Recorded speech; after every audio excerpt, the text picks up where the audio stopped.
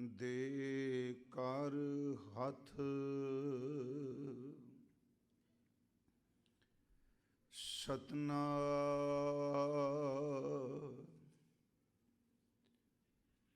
ਧੰਨ ਵਾਹਿਗੁਰੂ ਸਾਹਿਬ ਜੀਓ। ਜਜੈ ਜਾਨ ਮੰਗਤ ਜਨ ਜਾਂਚੈ। ਲੱਖ 84 ਭੀਖ ਭਵਿਆ।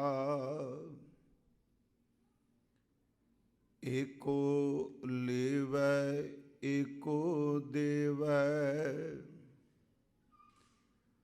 ਅਵਰ ਨਾ ਦੂਜਾ ਮੈਂ ਸੁਣਿਆ। ਝੱਜੈ ਝੂਰ ਮਰਹੁ ਕਿਆ ਪ੍ਰਾਣੀ। ਜੋ ਕਿਛ ਦੇਣਾ ਸੋ ਦੇ ਰਹਿਆ। ਦੇ ਦੇ ਵੇਖੈ ਹੁਕਮ ਚਲਾਏ।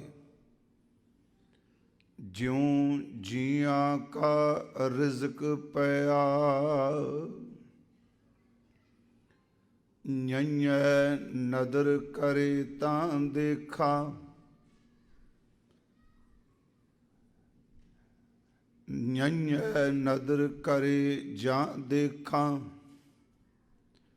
ਦੂਜਾ ਕੋਈ ਨਾਹੀ। ਏਕੋ ਰਵ ਰਹਿਆ ਸਭ ਥਾਈਂ।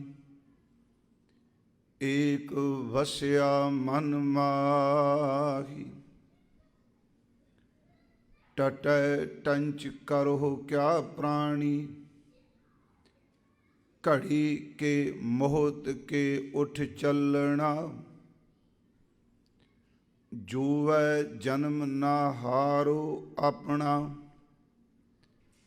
ਭਾਜ ਪੜ੍ਹੋ ਤੁਮ ਹਰ ਸ਼ਰਣਾ। ਠੱਠੈ ਠਾਂਡ ਵਰਤੀ ਤਿਨ ਅੰਤਰ। ਹਰ ਚਰਨੀ ਜਿਨ ਕਾ ਚਿਤ ਲਾਗਾ। ਚਿਤ ਲਾਗਾ ਸਈ ਜਨ ਨਿਸਤਰੇ। ਤਉ ਪ੍ਰਸਾਦੀ ਸੁਖ ਪਾਇਆ। ਠੱਠੈ ਠਾਂਡ ਵਰਤੀ ਤਿਨ ਅੰਤਰ। ਹਰ ਚਰਨੀ ਜਿਨ ਕਾ ਚਿਤ ਲਾਗਾ। ਚਿਤ ਲਾਗਾ ਸਈ ਜਨ ਨਿਸਤਰੇ। ਤਉ ਪ੍ਰਸਾਦੀ ਸੁਖ ਪਾਇਆ।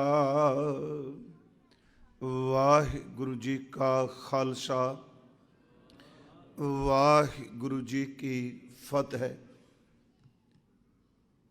ਪਰਮ ਸਨਮਾਨਯੋਗ ਸਾਹਿਬ ਸ੍ਰੀ ਗੁਰੂ ਗ੍ਰੰਥ ਸਾਹਿਬ ਸੱਚੇ ਪਾਤਸ਼ਾਹ ਮਹਾਰਾਜ ਜੀ ਦੀ ਪਾਵਨ ਪਵਿੱਤਰ ਹਜ਼ੂਰੀ ਅੰਦਰ ਸੋਭਾਏਮਾਨ ਗੁਰੂ ਸਵਾਰੇ ਸਤ ਸੰਗੀ ਜਨੋ। ਚੱਲ ਰਹੀ ਰਾਗ ਆਸਾ ਵਿੱਚ ਗੁਰੂ ਨਾਨਕ ਸਾਹਿਬ ਮਹਾਰਾਜ ਜੀ ਦੀ ਪੱਟੀ ਦੀ ਬਾਣੀ ਵਿਚਾਰ ਆਪ ਰੋਜ਼ ਸਰਵਣ ਕਰ ਰਹੇ ਹੋ। ਆਓ ਅੱਜ ਵਿਚਾਰ ਦੀ ਆਰੰਭਤਾ ਤੋਂ ਪਹਿਲਾਂ ਆਪ ਜੀ ਬਖਸ਼ੋ ਆਸੀਸ। ਪਿਆਰ ਅਦਬ ਸਹਿਤ ਉਚਾਰਨ ਕਰੋ ਜੀ ਸਤਨਾਮ ਸ੍ਰੀ ਵਾਹਿਗੁਰੂ ਜੀ। ਕਰੋ ਬਖਸ਼ਿਸ਼, ਸਭ ਉਚਾਰਨ ਕਰੋ, ਕੋਈ ਰਸਨਾ ਵੀ ਵਿਰਵੀ ਵਾਂਝੀ ਨਾ ਰਹੇ। ਉਚਾਰਨ ਕਰੋ ਜੀ ਸਤਨਾਮ ਸ੍ਰੀ ਵਾਹਿਗੁਰੂ ਜੀ। ਕੱਲ ਕੱਕੇ ਅੱਖਰ ਤੋਂ ਆਪਾਂ ਵਿਚਾਰ ਕੀਤੀ ਸੀ। ਗੁਰੂ ਨਾਨਕ ਸਾਹਿਬ ਮਹਾਰਾਜ ਜੀ ਨੇ ਬਖਸ਼ਿਸ਼ ਕੀਤੀ, ਕੱਕੇ ਅੱਖਰ ਰਾਹੀਂ ਇਹ ਸਮਝਾਇਆ ਸੀ, ਐ ਇਨਸਾਨ, ਤੇਰੇ ਕੇਸ਼ ਕਮਲ ਦੇ ਫੁੱਲ ਦੀਆਂ ਪੱਤੀਆਂ ਦੀ ਤਰ੍ਹਾਂ ਸ਼ਵੇਤ ਚਿੱਟੇ ਹੋ ਗਏ ਨੇ,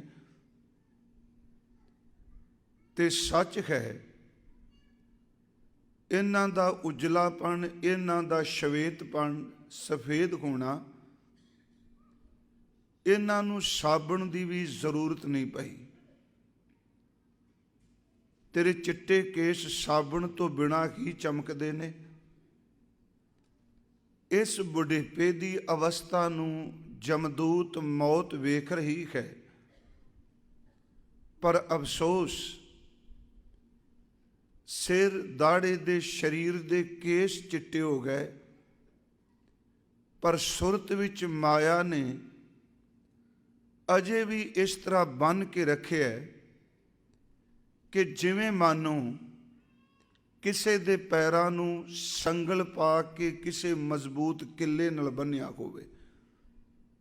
ਕਹਿਣ ਤੋਂ ਮੁਰਾਦ ਬੁਢੇਪਾ ਆ ਗਿਆ, ਪਰ ਤ੍ਰਿਸ਼ਨਾ ਮਾਇਆ ਦੀ ਸੁਰਤ ਉਸੇ ਤਰ੍ਹਾਂ ਹੀ ਕੰਮ ਕਰੀ ਜਾ ਰਹੀ ਹੈ। ਦੂਸਰਾ ਖੱਖੇ ਅੱਖਰ ਰਾਹੀਂ ਉਪਦੇਸ਼ ਦਿੱਤਾ ਸੀ ਕਿ ਇਸ ਸੰਸਾਰ ਦਾ ਮਾਲਕ ਖੁੰਦਕਾਰ ਆਪ ਖੁਦਾਵੰਦ ਹੈ। ਉਸਨੇ ਜੀਵ ਪੈਦਾ ਕਰਕੇ ਆਪਣੇ ਅਧੀਨ ਰੱਖੇ ਨੇ, ਸਾਰੇ ਜੀਵਾਂ ਨੂੰ ਖਰਚ ਰੋਜ਼ੀ ਦਿੱਤੀ ਹੈ, ਤੇ ਉਸ ਦੇ ਹੁਕਮ ਦੇ ਬੰਧਨ ਵਿੱਚ ਸੰਸਾਰ ਬੱਝਿਆ ਹੈ, ਤੇ ਪਰਮੇਸ਼ਵਰ ਦੇ ਹੁਕਮ ਤੋਂ ਬਿਨਾਂ ਕਿਸੇ ਦੂਜੇ ਦਾ ਹੁਕਮ ਨਹੀਂ ਚੱਲਦਾ। ਗੱਗੇ ਅੱਖਰ ਰਾਹੀਂ ਉਪਦੇਸ਼ ਦਿੱਤਾ ਸੀ। ਮੈਂ ਰਿਪੀਟ ਇਸ ਕਰਕੇ ਰੋਜ਼ ਕਰ ਰਿਹਾ ਕੁਛ ਮਿੰਟ ਲਾ ਕੇ, ਕਿ ਇਸ ਬਾਣੀ ਦੀ ਵਿਚਾਰ ਦਾ ਮਕਸਦ ਕੇਵਲ ਸਿਰਫ ਅੱਗੇ ਤੁਰਨਾ ਨਹੀਂ, ਜੋ ਸਤਿਗੁਰੂ ਨੇ ਪੱਟੀ ਵਿੱਚ ਸਮਝਾਇਆ ਉਹਨੂੰ ਵਾਰ-ਵਾਰ ਵਿਚਾਰ ਸਕੀਏ। ਗੱਗੇ ਅੱਖਰ ਰਾਹੀਂ ਉਪਦੇਸ਼ ਦਿੱਤਾ ਸੀ, ਇਹ ਪ੍ਰਾਣੀ ਜਿਨ੍ਹਾਂ ਨੇ ਪਰਮਾਤਮਾ ਦੀ ਸਿਫਤ ਕਰਨੀ ਬਾਣੀ ਛੱਡ ਦਿੱਤੀ, ਗੱਲਾਂ ਨਾਲ ਹੰਕਾਰੀ ਹੋ ਕੇ ਸ਼ਬਦ ਕਹਿਣ ਲੱਗੇ ਮੈਂ ਸਭ ਕੁਝ ਜਾਣ ਗਿਆ ਹਾਂ, ਉਹਨਾਂ ਦੀ ਹਾਲਾਤ, ਉਹਨਾਂ ਦਾ ਹਾਲ ਐਸਾ ਹੋਵੇਗਾ ਜਿਵੇਂ ਕੱਚੇ ਭਾਂਡਿਆਂ ਨੂੰ ਘੁਮਿਆਰ ਆਵੇ ਵਿੱਚ ਰੱਖ ਕੇ ਅੱਗ ਲਾ ਦਿੰਦਾ ਹੈ। ਉਸ ਤੋਂ ਬਾਅਦ ਮਹਾਰਾਜ ਜੀ ਨੇ ਘੱਗੇ ਅੱਖਰ ਰਾਹੀਂ ਉਪਦੇਸ਼ ਦਿੱਤਾ ਸੀ ਕਿ ਗੁਰੂ ਕਾ ਸੇਵਕ ਘਾਲ ਕਮਾਈ ਕਰਦਾ, ਸਦੀਵ ਕਾਲ ਲਈ ਗੁਰੂ ਦੇ ਸ਼ਬਦ ਨਾਲ ਜੁੜਿਆ ਰਹਿੰਦਾ ਹੈ। ਉਸ ਦੀ ਜ਼ਿੰਦਗੀ 'ਚ ਚੰਗੇ ਦਿਨ, ਮੰਦੇ ਦਿਨ, ਬੁਰੇ ਔਰ ਭਲੇ ਦਿਨ, ਜੋ ਕੁਝ ਵੀ ਸੰਸਾਰ ਵਿੱਚ ਉਸ ਨਾਲ ਵਾਪਰਦਾ ਹੈ, ਉਸ ਬੁਰੇ ਭਲੇ ਨੂੰ, ਚੰਗੇ ਮੰਦੇ ਨੂੰ, ਮਾਨ ਅਪਮਾਨ ਨੂੰ ਸੱਚਮੁੱਚ ਉਹ ਆਪਣੀ ਜ਼ਿੰਦਗੀ ਵਿੱਚ ਸਹਿ ਲੈਂਦਾ ਹੈ। ਇਹਨਾਂ ਘਟਨਾਵਾਂ ਕਰਕੇ ਉਹਦੀ ਸੁਰਤ 'ਤੇ ਕਦੀ ਅਸਰ ਨਹੀਂ ਪੈਂਦਾ। ਉਸ ਤੋਂ ਬਾਅਦ ਮਹਾਰਾਜ ਜੀ ਨੇ ਚੱਚੇ ਅੱਖਰ ਰਾਹੀਂ ਕਿਹਾ, ਪਰਮਾਤਮਾ ਨੇ 4 ਵੇਦ ਬਣਾਏ, ਉਹਦੇ ਹੁਕਮ ਵਿੱਚ 4 ਯੁੱਗ ਬਣੇ, ਇਸ ਸ੍ਰਿਸ਼ਟੀ ਦੀ ਉਤਪਤੀ ਲਈ 4 ਖਾਣੀਆਂ ਬਣੀਆਂ, ਪਰ ਹਰ ਇੱਕ ਯੁੱਗ ਵਿੱਚ ਪਰਮਾਤਮਾ ਆਪ ਹੀ ਸ੍ਰਿਸ਼ਟੀ ਵਿੱਚ ਸਮਾਇਆ ਹੋਇਆ ਹੈ। ਉਸ ਵਰਗਾ, ਆਪਣੇ ਵਰਗਾ ਕੋਈ ਵਿਦਵਾਨ ਪੰਡਤ ਨਹੀਂ। ਛੱਛੇ ਅੱਖਰ ਰਾਹੀਂ ਉਪਦੇਸ਼ ਦਿੱਤਾ ਸੀ ਕਿ ਪਰਮਾਤਮਾ ਨੇ ਆਪ ਇਹ ਛਾਇਆ ਪੈਦਾ ਕੀਤੀ ਹੈ, ਮਾਇਆ, ਆਪੇ ਭਰਮ ਪੈਦਾ ਕੀਤੇ ਸੋ ਕਈਆਂ ਨੂੰ ਭਰਮ ਵਿੱਚ ਭੁਲਾ ਦਿੰਦਾ ਨਾਮ ਸਿਮਰਨ, ਤੇ ਜਿਨ੍ਹਾਂ ਤੇ ਰੱਬ ਦੀ ਬਖਸ਼ਿਸ਼ ਹੋ ਜਾਏ ਉਹਨਾਂ ਨੂੰ ਸਤਿਗੁਰੂ ਮਿਲਦਾ ਹੈ। ਜਿਨ੍ਹਾਂ ਨੂੰ ਸਤਿਗੁਰੂ ਦਾ ਮਿਲਾਪ ਹੋ ਜਾਏ, ਸੱਚ ਇਹ ਵੇ ਕਿ ਉਹਨਾਂ ਜੀਵਾਂ ਦੇ ਭਰਮ ਵੀ ਗੁਰੂ ਕੱਟ ਦਿੰਦਾ ਹੈ। ਇਹ ਅਸੀਂ ਕੱਲ ਵਿਚਾਰਿਆ ਸੀ। ਅੱਜ ਸਤਿਗੁਰੂ ਮਹਾਰਾਜ ਜੀ ਨੇ ਸਾਡੇ ਤੇ ਬਖਸ਼ਿਸ਼ ਕੀਤੀ ਹੈ। ਅੱਜ ਜਿਹੜਾ ਉਪਦੇਸ਼ ਦਿੱਤਾ ਹੈ ਉਹ ਜੱਜੇ ਅੱਖਰ ਰਾਹੀਂ ਉਪਦੇਸ਼ ਕਰ ਰਹੇ ਆ। ਪਹਿਲਾਂ ਆਪਾਂ ਇਸ ਦੇ ਅੱਖਰੀ ਅਰਥ ਵਾਚਾਂਗੇ, ਉਸ ਤੋਂ ਬਾਅਦ ਇਸ ਦੀ ਡਿਟੇਲ ਨਾਲ ਵਿਚਾਰ ਕਰਾਂਗੇ। ਬਚਨ ਹੈ ਜੱਜੈ, ਇਹਦਾ ਅਰਥ ਹੋ ਗਿਆ ਕਿ ਪੱਟੀ ਵਿੱਚ ਲਿਖੇ ਹੋਏ ਜੱਜੇ ਅੱਖਰ ਰਾਹੀਂ, ਜਾਂ 35 ਦੇ ਗੁਰਮੁਖੀ ਦੇ 35 ਅੱਖਰਾਂ ਵਿੱਚੋਂ ਜੱਜੇ ਅੱਖਰ ਰਾਹੀਂ। ਅਗਲਾ ਸ਼ਬਦ ਹੈ ਜਾਨ। ਜਾਨ ਦੇ ਨੰਨੇ ਥੱਲੇ ਔਂਕੜ ਲੱਗੀ ਹੈ। ਮੰਗਤ ਜਨ ਜਾਚੈ, ਥੋੜਾ ਜਿਹੇ ਦੇ ਅੱਖਰੀ ਅਰਥ ਮੈਂ ਤਾਂ ਕਲੀਅਰ ਕਰ ਲੱਗਾ, ਦਾਵਾ ਨਹੀਂ। ਆਮ ਤੌਰ ਤੇ ਇਹ ਅਰਥ ਕੀਤੇ ਗਿਆ, ਜਾਨ ਦਾ ਅਰਥ ਹੈ ਜਾਨੋ, ਜਿਵੇਂ ਆਪ ਕਹਿੰਦੇ ਮੰਨ ਲਓ। ਉੱਥੇ ਅਰਥ ਕੀਤੇ ਗਿਆ ਵੀ ਪਰਮਾਤਮਾ ਦੇ ਸੇਵਕ ਜਨ ਜਿਹੜੇ ਨੇ ਉਹ ਪਰਮਾਤਮਾ ਤੋਂ ਮੰਗਤੇ ਹੋ ਕੇ ਮੰਗਦੇ ਨੇ, ਇਹ ਜਾਣੋ। ਤੇ 1,84 ਭੀਖ ਭਵਿਆ, ਉਹ 84 ਲੱਖ ਜੂਨਾਂ ਦੇ ਵਿੱਚ ਸੱਚ ਇਹ ਵੇ ਭਟਕਦੇ ਹੋਏ ਖੈਰ ਮੰਗਦੇ ਆਏ ਆ।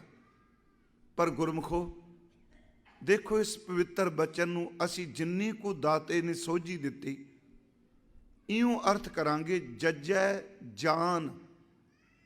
ਇੱਥੇ ਜਾਨ ਦਾ ਅਰਥ ਜਾਣੋ ਨਾ ਕਰੀਏ। ਬਹੁਤ ਟੀਕਾਕਾਰਾਂ ਨੇ ਇਹ ਅਰਥ ਕੀਤੇ ਨੇ, ਭਾਵਨਾ ਵਾਲਿਆਂ ਨੇ। ਇੱਥੇ ਜਾਨ ਦਾ ਲਫ਼ਜ਼ੀ ਅਰਥ ਨਾ ਤਾਂ ਜੀਵ ਦੀ ਜਿੰਦ ਹੈ, ਇੱਥੇ ਜਾਨ ਦਾ ਅਰਥ ਹੈ ਗਿਆਨ, ਸੂਝ, ਜਿਹਨੂੰ ਆਪਾਂ ਸ਼ਬਦ ਜਾਣਕਾਰੀ ਵਰਤਨੇ ਖਾਂ। ਜੱਜੈ ਜਾਨ, ਮੰਗਤ ਜਨ ਜਾਂਚੈ। ਮੰਗਤ ਦਾ ਅਰਥ ਹੈ ਮੰਗਣ ਵਾਲਾ, ਜਨ ਦਾ ਅਰਥ ਹੈ ਸੇਵਕ, ਜਾਂਚੈ ਦਾ ਅਰਥ ਹੈ ਮੰਗਦਾ ਹੈ। ਫਿਰ ਬੇਨਤੀ, ਜੱਜੇ ਅੱਖਰ ਰਾਹੀਂ ਉਪਦੇਸ਼ ਦਿੱਤਾ ਕਿ ਪਰਮਾਤਮਾ ਤੇਰਾ ਦਾਸ, ਤੇਰਾ ਸੇਵਕ ਤੇਰੇ ਦਰ ਤੋਂ ਆਤਮਿਕ ਗਿਆਨ ਦੀ ਸੋਝੀ ਮੰਗਦਾ ਹੈ। ਇਸ ਬੇਨਤੀ ਨੂੰ ਫਿਰ ਜਾਣ ਦਾ ਅਰਥ ਅਸੀਂ ਸੋਝੀ ਕੀਤਾ, ਗਿਆਨ ਕੀਤਾ, ਸਮਝ ਕੀਤਾ ਹੈ। ਤਕਰੀਬਨ ਬਹੁ ਗਿਣਤੀ 'ਚ ਵਿਦਵਾਨ ਪੁਰਸ਼ ਹੀ ਅਰਥ ਕਰਦੇ ਆ ਕਿ ਤੇਰਾ ਸੇਵਕ ਜਨ, ਤੇਰਾ ਦਾਸ ਤੇਰੇ ਤੋਂ ਆਤਮਿਕ ਜੀਵਨ ਦੀ, ਰੂਹਾਨੀਅਤ ਦੀ ਜਾਣਕਾਰੀ, ਗਿਆਨ ਮੰਗਦਾ ਹੈ। ਇਹਦਾ ਮਤਲਬ ਇਹਦੇ ਫਿਰ ਅਸੀਂ ਵੇਖਾਂਗੇ ਅਰਥ ਬੁੱਧ ਗਿਆਨ ਨਹੀਂ ਕੇਵਲ। ਜੱਜੈ ਜਾਨ ਮੰਗਤ ਜਨ ਜਾਚੈ, ਆਪ ਜੀ ਦਾ ਸੇਵਕ ਆਤਮਿਕ ਜੀਵਨ ਦਾ ਗਿਆਨ ਮੰਗ ਰਿਹਾ ਹੈ, ਉਹਦਾ ਅਨੁਭਵ ਸ਼ਬਦ ਵਰਤੋ, ਹੋਰ ਸੌਖਾ। ਕੇਵਲ ਗਿਆਨ ਨਹੀਂ, ਉਸ ਅਨੁਭਵ ਨੂੰ ਮੰਗਦਾ ਹੈ। 1,84 ਭੀਖ ਭਵਿਆ, ਇਹਦਾ ਅਰਥ ਹੋ ਗਿਆ 84 ਲੱਖ ਜੂਨ ਦੇ ਵਿੱਚ। ਭੀਖ ਦਾ ਅਰਥ ਆਪਾਂ ਜਾਣਦੇ ਹਾਂ ਭਿੱਖਿਆ, ਖੈਰ। ਭਵਿਆ ਦਾ ਅਰਥ ਹੈ ਭਟਕਣਾ। 84 ਲੱਖ ਜੂਨਾਂ ਦੇ ਵਿੱਚ ਭਟਕਦਿਆਂ ਹੋਇਆਂ ਇਸ ਖੈਰ ਦੀ ਖਾਤਰ ਕਈ ਜੂਨਾਂ ਭਟਕਦੇ ਹੋਏ ਅੱਜ ਮਾਨਵ ਦੇਹੀ ਮਿਲੀਏ। ਪਰਮਾਤਮਾ ਤੂੰ ਤਰਸ ਕਰ, ਤੇਰਾ ਸੇਵਕ, ਤੇਰਾ ਜਾਚਕ, ਤੇਰਾ ਮੰਗਤਾ ਆਇਆ, ਤੂੰ ਮੈਨੂੰ ਆਤਮਿਕ ਜੀਵਨ ਦਾ ਅਨੁਭਵ ਸੂਝ ਬਖਸ਼ ਦੇ। ਥੋੜਾ ਜਿਹਾ ਇੱਥੇ ਮਨ 'ਚ ਆਵੇਗਾ ਕਿ ਮਹਾਰਾਜ ਜੀ 84 ਲੱਖ ਕਿਉਂ ਕਹਿੰਦੇ ਪਏ? ਗੁਰੂ ਤਾਂ ਜਨਮ ਮਰਨ ਤੋਂ ਰਹਿਤ ਹੁੰਦਾ ਹੈ, ਕਿਉਂਕਿ ਫੁਰਨੇ ਉੱਠਣਗੇ। 1,84 ਤੱਕ ਭਟਕਣਾ ਹੈ ਜੀ। ਸਮਝੋ ਜੀਵ ਜੰਮਦਾ ਹੈ, ਮਰਦਾ ਹੈ। ਆਪ ਨੂੰ ਮੈਂ ਉਸ ਦਿਨ ਜਿੱਦਣ ਕਥਾ ਸ਼ੁਰੂ ਕੀਤੀ ਸੀ, ਉਸ ਦਿਨ ਇੱਕ ਅਰਜ਼ ਕੀਤੀ ਸੀ, ਬੜਾ ਫਰਕ ਜੇ ਵਿਦਵਾਨ ਵਿੱਚ, ਬੁੱਧ ਗਿਆਨ ਵਿੱਚ। ਇਹ ਨਹੀਂ ਕਿ ਆਪਾਂ ਪੜ੍ਹਨਾ ਨਹੀਂ, ਆਤਮਿਕ ਸੋਝੀ ਵਾਲੇ ਵਿੱਚ ਤੇ ਆਤਮਿਕ ਗਿਆਨ ਦੀ ਵਿਚਾਰ ਵਿੱਚ ਜ਼ਮੀਨ ਅਸਮਾਨ ਦਾ ਫਰਕ ਹੈ। ਦੇਖੋ, ਆਮ ਤੌਰ ਤੇ ਅਸੀਂ ਬੋਲਨੇ ਆ, ਅਸੀਂ ਗੱਲ ਦੂਜੇ ਤੋਂ ਸ਼ੁਰੂ ਕਰ ਰਹੇ ਹਾਂ। ਤੂੰ ਆਹ ਕਰ, ਤੁਸੀਂ ਕੀ ਕਰਦੇ ਪਏ ਹੋ, ਇਸ ਦੀ ਕਰਨੇ, ਤੁਸੀਂ ਡੁੱਬ ਗਏ। ਜੋ ਸ਼ਬਦ ਸਾਡੇ ਮੂੰਹ 'ਚ ਆਉਂਦੇ ਨੇ ਅਸੀਂ ਰੱਜ ਕੇ ਬੋਲਨੇ ਆ। ਪਰ ਗੁਰੂ ਸਾਹਿਬ ਜਦੋਂ ਵੀ, ਖਿਮਾ ਕਰਿਓ, ਕਿਸੇ ਦੇ ਔਗਣਾਂ ਦੀ ਗੱਲ ਕਰਨਗੇ, ਸੱਚ ਇਹ ਵੇ ਉਹਦੇ ਔਗਣਾਂ ਦੀ ਗੱਲ ਕਰਨ ਤੋਂ ਪਹਿਲਾਂ ਆਪਣੇ ਆਪ ਨੂੰ ਸੰਬੋਧਨ ਕਰਨਗੇ। ਹਾਲਾਂ ਇਹ ਪੱਟੀ ਪਾਂਦੇ ਦੇ ਪ੍ਰਥਾ ਉਚਾਰਨ ਕੀਤੀ, ਪਰ ਉਸ ਦਿਨ ਅਸੀਂ ਵਾਸਿਆ ਸੀ ਰਹਾਓ ਵਿੱਚ ਪਾਂਦੇ ਨੂੰ ਸੰਬੋਧਨ ਨਹੀਂ ਕੀਤਾ। ਮਹਾਰਾਜ ਨੇ ਹਾਲਾਂਕਿ ਬਾਣੀ 'ਚ ਜਦੋਂ ਅਸੀਂ ਓੰਕਾਰ ਦੀ ਬਾਣੀ ਪੜ੍ਹਨੇ, ਉੱਥੇ ਮਹਾਰਾਜ ਕਹਿੰਦੇ ਆ ਕਿ ਪਾਂਦਾ ਗੁਰਮੁਖ ਆਖੀਐ ਚਾਟੜਿਆਂ ਮਤ ਦੇ, ਨਾਮ ਸੰਭਾਲੋ ਨਾਮ ਸੰਗ੍ਰਹੋ ਲਾ ਜਗ ਮੈਲੇ। ਉੱਥੇ ਮਹਾਰਾਜ ਕਹਿੰਦੇ ਨੇ ਪਾਂਦੇ ਨੂੰ, ਇੱਥੇ ਉਦੋਂ ਅਸੀਂ ਪੜ੍ਹਿਆ ਸੀ, ਮਨ ਕਾਹੇ ਭੂਲੇ ਮੂੜ ਮਨਾ। हे ਮੂਰਖ ਮਨਾ, ਤੂੰ ਕਿਸ ਭੁਲੇਖੇ 'ਚ ਪੈ ਗਿਆ ਕੈਂ, ਜਬ ਲੇਖਾ ਦੇਵੈ ਵੀਰਾ ਤਉ ਪੜ੍ਹਿਆ। ਜਿਸ ਦਿਨ ਤੂੰ ਲੇਖਾ ਦੇ ਕੇ ਨਿਕਲ ਗਿਆ, ਸੱਚ ਇਹ ਵੇ ਤੈਨੂੰ ਸਮਝਾਂਗੇ ਤੂੰ ਪੜ੍ਹਿਆ ਹੋਇਆ ਵਿਦਵਾਨ ਹੈ। ਤੇ ਇਸ ਨੁਕਤੇ ਨੂੰ ਥੋੜ੍ਹਾ ਜਿਹਾ, ਕਿਉਂਕਿ ਮਨ 'ਚ ਬਈ ਬੜਾ ਆਵੇਗਾ ਕਿ ਮਹਾਰਾਜ ਤਾਂ ਜਨਮ ਮਰਨ ਤੋਂ ਰਹਿਤ ਨੇ। ਫਿਰ ਬੜੇ ਸਵਾਲ ਨੇ, ਜਨਮ ਮਰਨ ਤੋਂ ਰਹਿਤ ਨੇ ਤੇ ਮਨੁੱਖਾ ਜਨਮ 'ਚ ਕਿਉਂ ਆ ਗਏ? ਕਿਉਂਕਿ ਅਸੀਂ ਹਰ ਥਾਂ ਤੇ ਕਰਮ ਦੀ ਗੱਲ ਕਰਨੇ ਆ ਨਾ। ਈਵਨ ਕਿ ਇੱਕ ਦਿਨ ਬੈਠਿਆਂ ਗੱਲ ਚੱਲੀ, ਕੋਈ ਦੁਨਿਆਵੀ ਨਹੀਂ, ਗੁਰਬਾਣੀ ਕਹਿੰਦੀ ਅਸੀਂ ਆਪਣੇ ਕਰਮਾਂ ਦਾ ਕੀਤਾ ਪਾਉਂਦੇ ਹਾਂ। ਸ਼ਾਇਦ ਮੈਂ ਉਸ ਦਿਨ ਗੱਲ ਕੀਤੀ ਹੋਵੇ ਪਿਛਲੇ ਦਿਨੀ ਕਥਾ 'ਚ। ਜਦੋਂ ਕਿਤੇ ਬੰਦੇ ਨੂੰ ਦੁੱਖ ਆਉਂਦਾ ਹੈ, ਕੋਈ ਮੁਸੀਬਤ ਆਉਂਦੀ ਹੈ, ਤੇ ਸਾਡੀ ਬਹੁ ਗਿਣਤੀ ਸਮਾਜ ਇਹ ਕਹਿੰਦਾ ਨਹੀਂ ਆਪਣੇ ਕੀਤੇ ਕਰਮਾਂ ਦਾ ਭੋਗਦਾ ਪਿਆ। ਬਾਣੀ ਨੇ ਵੀ ਕਿਹਾ, ਅੱਗੇ ਆਉਣਾ ਵੀ ਦੱਦਾ, ਦੋਸ਼ ਨਾ ਦਿਓ ਕਿਸੇ ਦੋਸ਼ ਕਰਮਾਂ ਆਪਣੇ, ਆਪਣੇ ਕੀਤਾ ਭੋਗ।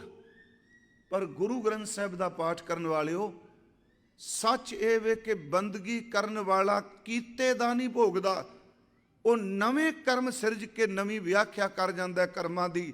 ਗੁਰੂ ਤੇਗ ਬਹਾਦਰ, ਗੁਰੂ ਗੋਬਿੰਦ ਸਿੰਘ, ਉਹਨਾਂ ਦੇ ਪਰਿਵਾਰ ਨਾਲ ਜੋ ਕੁਝ ਹੋਇਆ, ਸਾਹਿਬਜ਼ਾਦਿਆਂ ਨਾਲ, ਮਾਤਾ ਜੀ ਨਾਲ, ਹਜ਼ੂਰ ਨਾਲ, ਗੁਰੂ ਗੋਬਿੰਦ ਸਿੰਘ ਕਰਮਾਂ ਦਾ ਕੀਤਾ ਨਹੀਂ ਪਾ ਰਹੇ। ਗੁਰੂ ਗੋਬਿੰਦ ਸਿੰਘ ਜ਼ਿੰਦਗੀ ਦੇ ਕਰਮ ਸਿਰਜ ਕੇ ਕਹਿ ਰਹੇ ਆ, ਜੇ ਜ਼ਿੰਦਗੀ 'ਚ ਇਹ ਕੁਝ ਵੀ ਵਾਪਰ ਜਾਏ ਤੇ ਰੱਬ ਦੀ ਬੰਦਗੀ ਕਿਵੇਂ ਕਰਨੀ ਹੈ। ਫਿਰ ਮੇਰੀ ਬੇਨਤੀ ਸੀ, ਉਹ ਤੇ ਕਰਮਾਂ ਦਾ ਨਹੀਂ, ਇਹ ਮੈਂ ਉਸ ਦਿਨ ਕਰਾਂਗਾ ਅਰਜ਼ ਜਿੱਦਣ ਇਹ ਬਚਨ ਆਵੇਗਾ ਮਹਾਰਾਜ ਦਾ।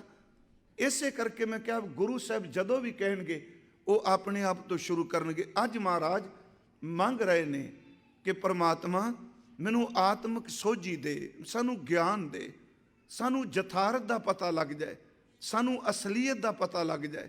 ਤੇਰੇ ਦਰ ਤੇ ਮੰਗਤੇ ਬਣ ਕੇ ਖਲੋਤੇ ਮੰਗ ਰਹੇ ਹਾਂ, ਤੇ ਅੱਜ ਦੇ ਨਹੀਂ, 184 ਭੀਖ ਭਵਿਆ।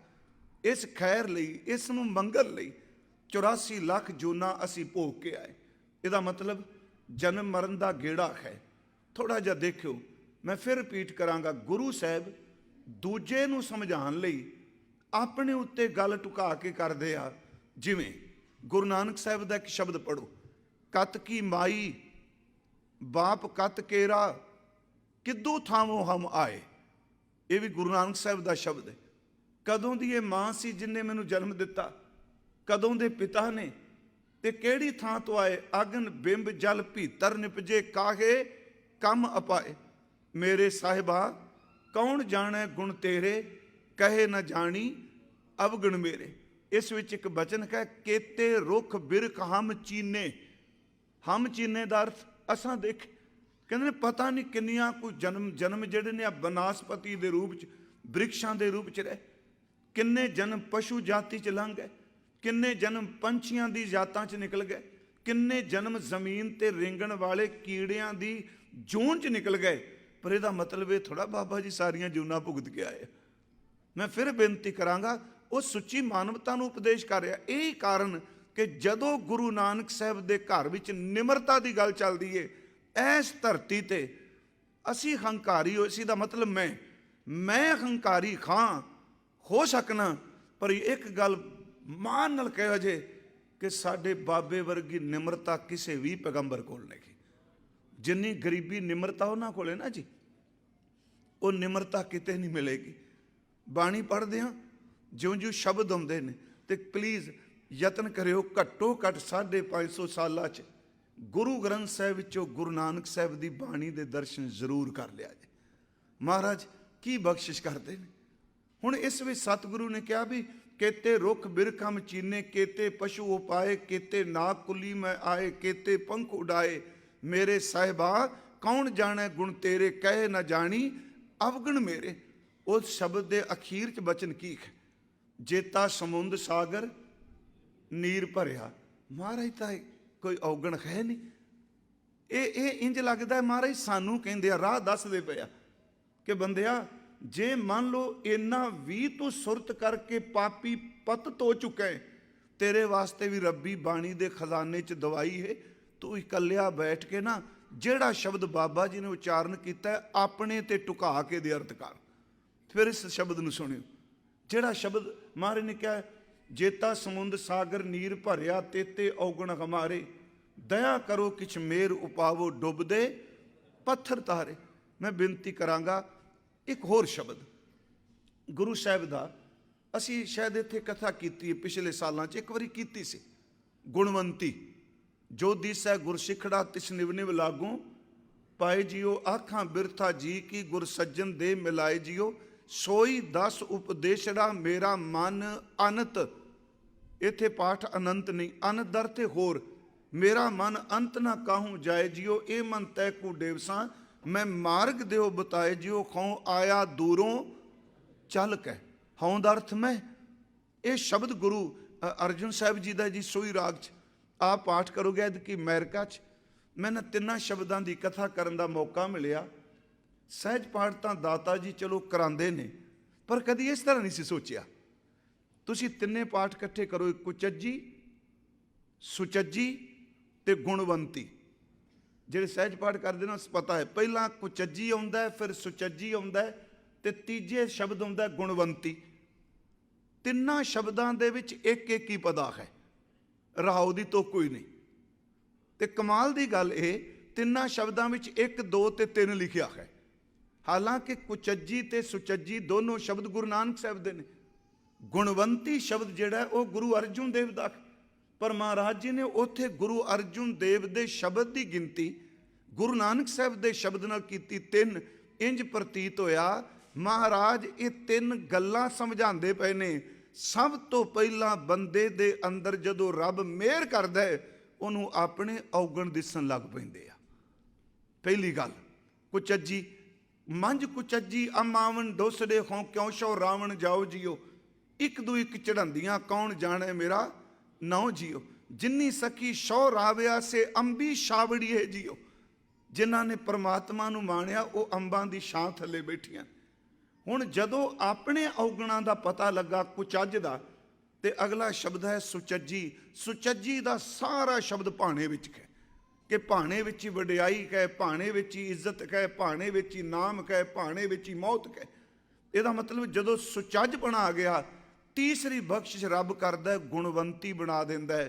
ते गुणवंती नूं इन्नी बख्शिश दे दित्ती, वो गुणवंती किसी दूजे दे जीवन नूं पलट दिंदी है।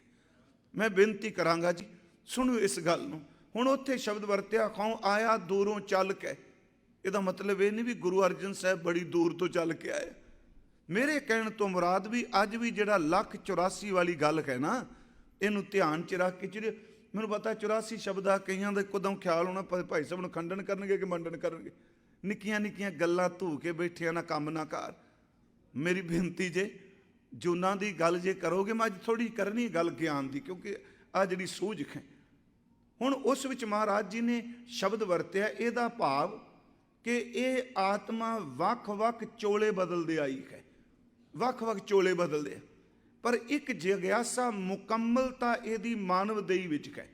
बाकियां जूनां भी चलो बीज मंत्र सर्व को ज्ञान, रब ने सोझी सारिया जीवां नूं कोई ना कोई दित्ती। किहड़ा जीव ऐसा है जिहदे च रब ने ममता नहीं पैदा की? किहड़ा जीव ऐसा है जिहदे च रब ने वासना नहीं पैदा की?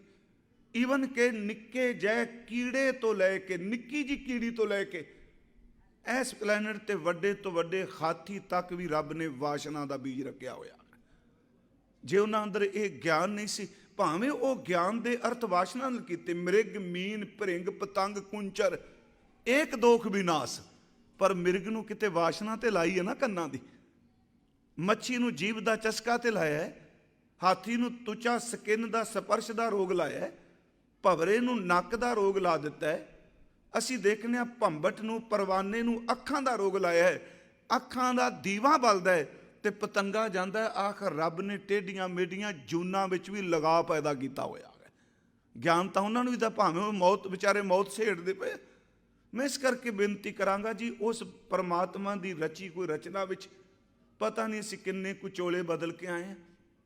अजे तक मैं पिछले सालां च एक उदाहरण अपने परिवार विचों भी दिसी सी, पर मैं अज भी कहना बड़े बंदे ऐसे ने जी जिहड़े पिछले जन्म की सोझी रखते हैं, पर उंज रब बड़ा बेअंत जे। असीं कहने भुल जाना, ये भुलना भी एक दात है। ਜੇ ਬੰਦੇ ਨੂੰ ਭੁੱਲਣ ਦੀ ਦਾਤ ਨਾ ਦਿੰਦਾ, ਬੰਦੇ ਕਮਲੇ ਹੋ ਜਾਣੇ ਸਨ। ਅਸਲੀਅਤ ਜੇ ਭੁੱਲਣ ਦੀ ਦਾਤ ਨਾ ਦਿੰਦਾ, ਇਹ ਸੰਸਾਰ ਪਾਗਲਖਾਨਾ ਹੋਣਾ ਸੀ।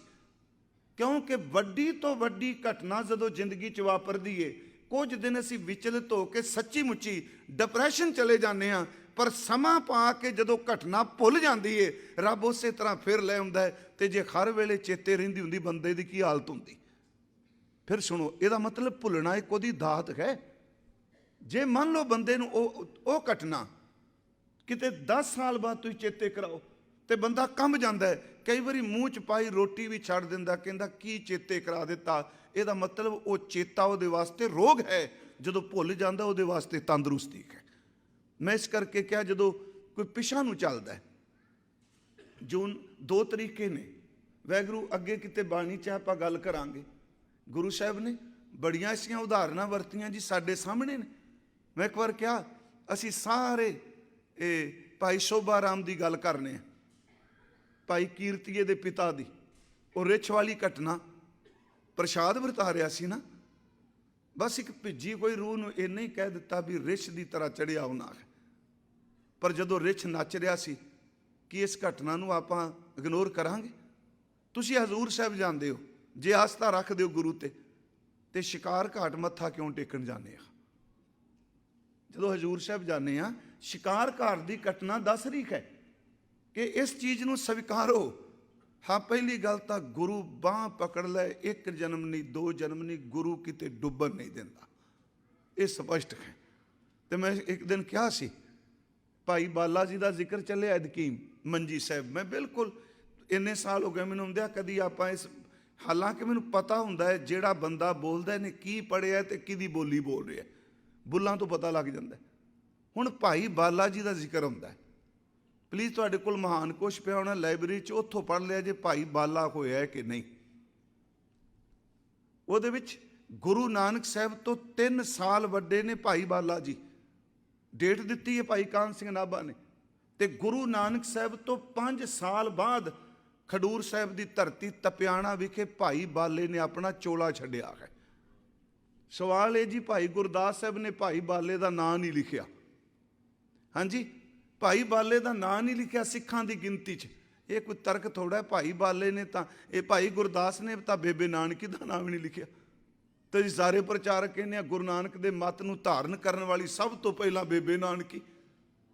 ਮੈਂ ਇਸ ਕਰਕੇ ਬੇਨਤੀ ਕਰਾਂ, ਐਵੇਂ ਆਪਾਂ ਮੱਖੀ ਤੇ ਮੱਖੀ ਮਾਰੀ ਨਾ ਜਾਈਏ ਪਲੀਜ਼। ਤੁਸੀਂ ਡਿਟੇਲ ਨਾਲ ਪੜ੍ਹਿਓ। ਚੰਦਰਭਾਨ ਸੰਧੂ ਦਾ ਪੁੱਤਰ ਹੈ ਬਾਲਾ। ਹਾਂ, ਇੱਕ ਬਾਲਾ ਖੰਦਾਲੀਆਂ ਵਿੱਚੋਂ ਹੋਇਆ। ਉਸ ਬਾਲੇ ਨੇ ਜਨਮ ਸਾਖੀ ਦੇ ਵਿੱਚ, ਭਾਈ ਸਾਹਿਬ ਦੀ ਜਨਮ ਸਾਖੀ ਵਿੱਚ ਜੋ ਕੁਝ ਉਹਨੇ ਪਾਇਆ, ਮੈਂ ਇਸ ਕਰਕੇ ਸ਼ਬਦ ਵਰਤਣ ਲੱਗਾ। ਮੈਨੂੰ ਇਹ ਕਥਾ 'ਚ ਮੈਂ ਗੱਲ ਕੀਤੀ ਤੇ ਕਿਸੇ ਕਿਹਾ ਜੀ ਸਾਨੂੰ ਇੰਨਾ ਵੀ ਦੱਸ ਜੋ ਭਾਈ ਬਾਲੇ ਦਾ ਜਨਮ ਕਦੋਂ ਹੋਇਆ ਸੀ। ਉਹਨਾਂ ਮਤਲਬ ਦੂਜੀ ਤਰ੍ਹਾਂ ਸੀ। ਫਿਰ ਮੈਂ ਡਿਟੇਲ ਨਾਲ ਦੱਸ ਦਿੱਤਾ ਸੀ। 3 ਸਾਲ ਮਹਾਰਾਜ ਤੋਂ ਵੱਡਾ ਤੇ 5 ਸਾਲ ਮਹਾਰਾਜ ਤੋਂ ਬਾਅਦ ਉਹਨਾਂ ਚੋਲਾ ਛੱਡਿਆ। 5 ਸਾਲ ਬਾਅਦ ਵਿੱਚ ਹੀ, ਜਿਹੜੇ ਆਹ ਸਾਲ ਨੇ 5, ਇਹਨਾਂ ਸਾਲਾਂ ਵਿੱਚ ਹੀ ਫਿਰ ਗੁਰੂ ਅੰਗਦ ਸਾਹਿਬ ਨੂੰ ਸਾਰੀ ਬਾਬਾ ਜੀ ਦੀ ਜੀਵਨ ਕਥਾ ਸੁਣਾਈ ਹੈ। ਮੈਂ ਇਸ ਕਰਕੇ ਕਿਹਾ, ਸਾਡੇ ਕੋਲ ਥਾਂ ਮੌਜੂਦ ਹੈ। ਚੰਦਰਭਾਨ ਦਾ ਖੂਹ, ਜਿਹੜੇ ਪਾਕਿਸਤਾਨ ਜਾਂਦੇ ਉਹਨਾਂ ਨੂੰ ਪਤਾ ਹੋਣਾ। ਇਸ ਕਰਕੇ ਮੈਂ ਜਿਹੜੀ ਬੇਨਤੀ ਕਰਨ ਲੱਗਾ ਵੀ ਗੁਰੂ ਬਾਂਹ ਪਕੜ ਲੈ। ਥੋੜ੍ਹਾ ਜਿਹਾ ਮੈਂ ਇਸ ਵਿਸ਼ੇ 'ਚੋਂ ਨਿਕਲ ਚੁੱਕਾ ਹਾਂ। ਵੀ ਗੱਲ ਸ਼ਬਦ ਚੱਲੀ ਸੀ ਵੀ 84 ਲੱਖ ਭੁਗਤਦੇ ਆਏ। ਗੁਰੂ ਸਾਹਿਬ ਜੀ ਦੀ ਬਾਂਹ ਪਕੜਨ ਸੱਚੀ ਮੁੱਚੀ ਧੰਨ ਗੁਰੂ ਨਾਨਕ ਇਮੋਸ਼ਨ ਕਰਨ ਲਈ ਨਹੀਂ, ਜਿਹਦਾ ਮੁਰਸ਼ਿਦ ਗੁਰੂ ਨਾਨਕ ਉਹਨੂੰ ਡੁੱਬਣ ਨਹੀਂ ਦਿੰਦਾ। ਪਿਆਰਿਓ, ਇਹ ਤਾਂ ਉਹਨਾਂ ਨੂੰ ਡੁੱਬਣ ਦਿੰਦਾ ਜਿਹੜੇ ਕੁਰਾਈਏ ਕਹਿੰਦੇ ਨੇ, ਤੇ ਜਿਹੜਾ ਗੁਰੂ ਜਾਣ ਕੇ ਮੱਥਾ ਟੇਕੇਗਾ ਉਹਦੇ ਤੇ ਕਿੰਨੀ ਬਖਸ਼ਿਸ਼ ਹੈ। ਕਵੀ ਸੰਤੋਖ ਸਿੰਘ ਨੇ ਗੁਰੂ ਨਾਨਕ ਪ੍ਰਕਾਸ਼ 'ਚ ਇੱਕ ਬਚਨ ਲਿਖਿਆ, ਜਿਸ ਵਕਤ ਭਾਈ ਮਰਦਾਨਾ ਜੀ ਨੂੰ ਕੌਡਾ ਪਕੜਦਾ ਹੈ, ਜਦੋਂ ਰਾਖਸ਼ ਸੀ, ਬਾਅਦ 'ਚ ਨਹੀਂ ਸੀ ਰਾਖਸ਼। ਸ਼੍ਰੀਮਾਨ ਭਾਈ ਵੀਰ ਸਿੰਘ ਨੇ ਉਹਦੇ ਲਈ ਫਿਰ ਸ਼ਬਦ ਵਰਤਿਆ, ਭਾਈ ਕੌਡਾ, ਭਾਈ ਭੂਮੀਆਂ, ਭਾਈ ਸੱਜਣ। ਜਦੋਂ ਰਕਸ਼ਿਸ਼ ਦੀ ਬਿਰਤੀ ਸੀ, ਜਬਲਪੁਰ ਮੈਂ ਜਾਣਾ, ਮੱਧ ਪ੍ਰਦੇਸ਼ 'ਚ ਦੱਸਿਆ ਜਾਂਦਾ ਹੈ ਕਿ ਉਹ ਥਾਂ ਬਿਲਕੁਲ ਉੱਥੇ ਨੇੜੇ ਹੈ ਜਿਹੜੀ ਭਾਈ ਕੌਡੇ ਦੇ ਨਾਲ ਸੰਬੰਧਿਤ ਹੈ। ਮਹਾਰਾਜ ਭਾਈ ਮਰਦਾਨੇ ਨੂੰ ਪਕੜ ਲਿਆ ਤੇ ਉਸ ਵਕਤ ਉਹਨੇ ਆਪਣੇ ਮੁਰਸ਼ਿਦ ਨੂੰ ਯਾਦ ਕੀਤਾ। ਤੇ ਯਾਦ ਰੱਖੋ, ਭਾਈ ਮਰਦਾਨੇ ਸਾਹਿਬ ਦਾ ਕੋਈ ਵੀ ਜਿਹੜਾ ਜ਼ਿੰਦਗੀ ਜਾਂ ਕੌਤਕ ਵਾਪਰਦਾ ਹੈ, ਉਹਨੂੰ ਭੁੱਖ, ਡਰਪੋਕਪੁਣਾ, ਤਰੇ ਇਸ ਨਾਲ ਜੋੜ ਕੇ ਵਿਆਖਿਆ ਨਾ ਕਰਿਓ। ਭਾਈ ਮਰਦਾਨਾ ਉਹ ਕਾਰਨ ਹੈ ਜਿਹਦੇ ਕਾਰਨ ਕਰ ਕਰਕੇ ਵੱਡਿਆਂ ਵੱਡਿਆਂ ਦੇ ਜੀਵਨ ਪਲਟ ਗਏ ਆ। ਉਹ ਕਾਰਨ ਹੈ। ਮੈਨੂੰ ਯਾਦ ਹੈ ਸਾਡੇ ਇੱਕ ਬਹੁਤ ਵਿਦਵਾਨ ਪ੍ਰਿੰਸੀਪਲ ਗੰਗਾ ਸਿੰਘ ਨੇ ਇੱਕ ਕਵਿਤ ਲਿਖਿਆ ਸੀ ਭਾਈ ਮਰਦਾਨੇ ਤੇ। ਉਹ ਪੰਜਾਬੀ ਚ ਗਏ। ਉਹ ਲਿਖਦਾ ਹੈ ਕਿ ਘੱਲ ਕੇ ਫਿਰੰਦੇ ਟਿਗ ਰਬਾਬ ਸੀ ਮੰਗਾਇਆ, ਪਹਿਲਾਂ ਆਪ ਹੀ ਸਿਖਾਇਆ ਉਹਨੂੰ ਆਉਂਦਾ ਨਾ ਬਜਾਨਾ ਸੀ। ਆਪਾਂ ਕਹਾਂਗੇ ਪਹਿਲਾਂ ਰਬਾਬ ਨਹੀਂ ਸੀ ਵਜਾਉਂਦਾ, ਰਬਾਬ ਵਜਾ ਲੈਂਦਾ ਸੀ। ਪਰ ਇਹ ਗੱਲ ਚੇਤੇ ਰੱਖਿਓ, ਰਬਾਬ ਵਜਾ ਕੇ ਜਜ਼ਬਾਨਾਂ ਦੀਆਂ ਸਿਫਤਾਂ ਕਰਦਾ ਸੀ। ਕੀਰਤਨ ਦੀ ਦਾਤ ਉਦੋਂ ਮਿਲਦੀ ਜਦੋਂ ਗੁਰੂ ਕਿਰਪਾ ਕਰਦਾ ਹੈ। ਸ਼ਾਇਦ ਉਸ ਦਿਨ ਆਪਾਂ ਕੀਤੀ ਸੀ ਗੁਰਦੁਆਰੇ ਕਿ ਘੱਲ ਕੇ ਫਿਰੰਦੇ ਟਿਗ ਰਬਾਬ ਸੀ ਮੰਗਾਇਆ, ਪਹਿਲਾਂ ਆਪ ਹੀ ਸਿਖਾਇਆ ਉਹਨੂੰ ਆਉਂਦਾ ਨਾ ਬਜਾਨਾ ਸੀ। ਚਾਰੇ ਕੁੰਡੀ ਤਾਰ ਵੱਜੀ, ਜੰਗਲੀ ਪਹਾੜੀ ਥਲੀ, ਸੁਣੀ ਹੋਇਆ ਪਾਰ ਰਿਹਾ ਆਮਣ ਨਾ ਜਾਨਾ ਸੀ। ਸੱਜਣ ਜੈ ਠੱਗ ਜਗ ਲੋਦੀ ਜੈ ਕਾਬਰਾਂ ਨੇ, ਬਾਬਰ ਜੈ ਜਾਬਰਾਂ ਨੇ, ਸੁਣਿਆ ਤਰਾਨਾ ਸੀ। ਬੜੇ ਸੋਹਣੇ ਸ਼ਬਦ ਦਿੱਤੇ। ਸੱਜਣ ਜੈ ਠੱਗ ਜਗ ਲੋਦੀ ਜੈ ਕਾਬਰਾਂ ਨੇ, ਬਾਬਰ ਜੈ ਜਾਬਰਾਂ ਨੇ, ਸੁਣਿਆ ਤਰਾਨਾ ਸੀ। ਬਾਬੇ ਦਾ ਰਬਾਬੀ ਰੱਬ ਆਬੀ ਭਿੰਨੀ ਤਾਰ ਜਿਹਦੀ, ਨਾਮ ਮਰਦਾਨਾ ਜਗ ਤਾਰ ਨੇ ਬਹਾਨਾ ਸੀ। ਇਸ ਤੁਕ ਨੂੰ ਫਿਰ ਸੁਣੋ। ਅਸੀਂ ਰਬਾਬ ਦੇ ਅਰਥ ਕਰਨੇ ਸਿੱਧੇ। ਉਹ ਗੰਗਾ ਸਿੰਘ ਉਹਨਾਂ ਨੇ ਕਿਹਾ ਦੋ ਸ਼ਬਦਾਂ ਨਾਲ ਬਣਿਆ ਰੱਬ ਆਬ। ਰੱਬ ਦਾ ਅਰਥ ਖੁਦਾ, ਆਬ ਦਾ ਅਰਥ ਹੈ ਪਾਣੀ। ਜਿਹਨੂੰ ਰੱਬ ਨੂੰ ਮਿਲਣ ਦੀ ਪਿਆਸ ਲੱਗੀ ਹੋਵੇ, ਗੁਰੂ ਨਾਨਕ ਦੀ ਮਰਦਾਨੇ ਦੀ ਰਬਾਬ ਸੁਣਿਓ। ਇਹਦੇ ਵਿੱਚੋਂ ਜਿਹੜੀ ਤਾਰ ਨਿਕਲਦੀ ਰੱਬ ਦੀ ਰੂਹਾਨੀਅਤ ਦਾ ਜਲ ਪੈਦਾ ਕਰਦੀ ਹੈ। ਬਾਬੇ ਦਾ ਰਬਾਬੀ ਰੱਬ ਆਪੀ ਭਿੰਨੀ ਤਾਰ ਜੀ ਦੀ, ਨਾਮ ਮਰਦਾਨਾ ਜਗ ਤਾਰ ਨੇ ਬਹਾਨਾ ਸੀ। ਇੱਕ ਸਿਰਫ ਉਦਾਹਰਨ ਦੇ ਕੇ ਹੁਣ ਦੇਖੋ, ਬਾਂਹ ਪਕੜੀ ਹੋਵੇ। ਮਹਾਰਾਜ ਜੀ ਨੇ ਭਾਈ ਮਰਦਾਨਾ ਹੀ ਚਲੇ ਗਏ।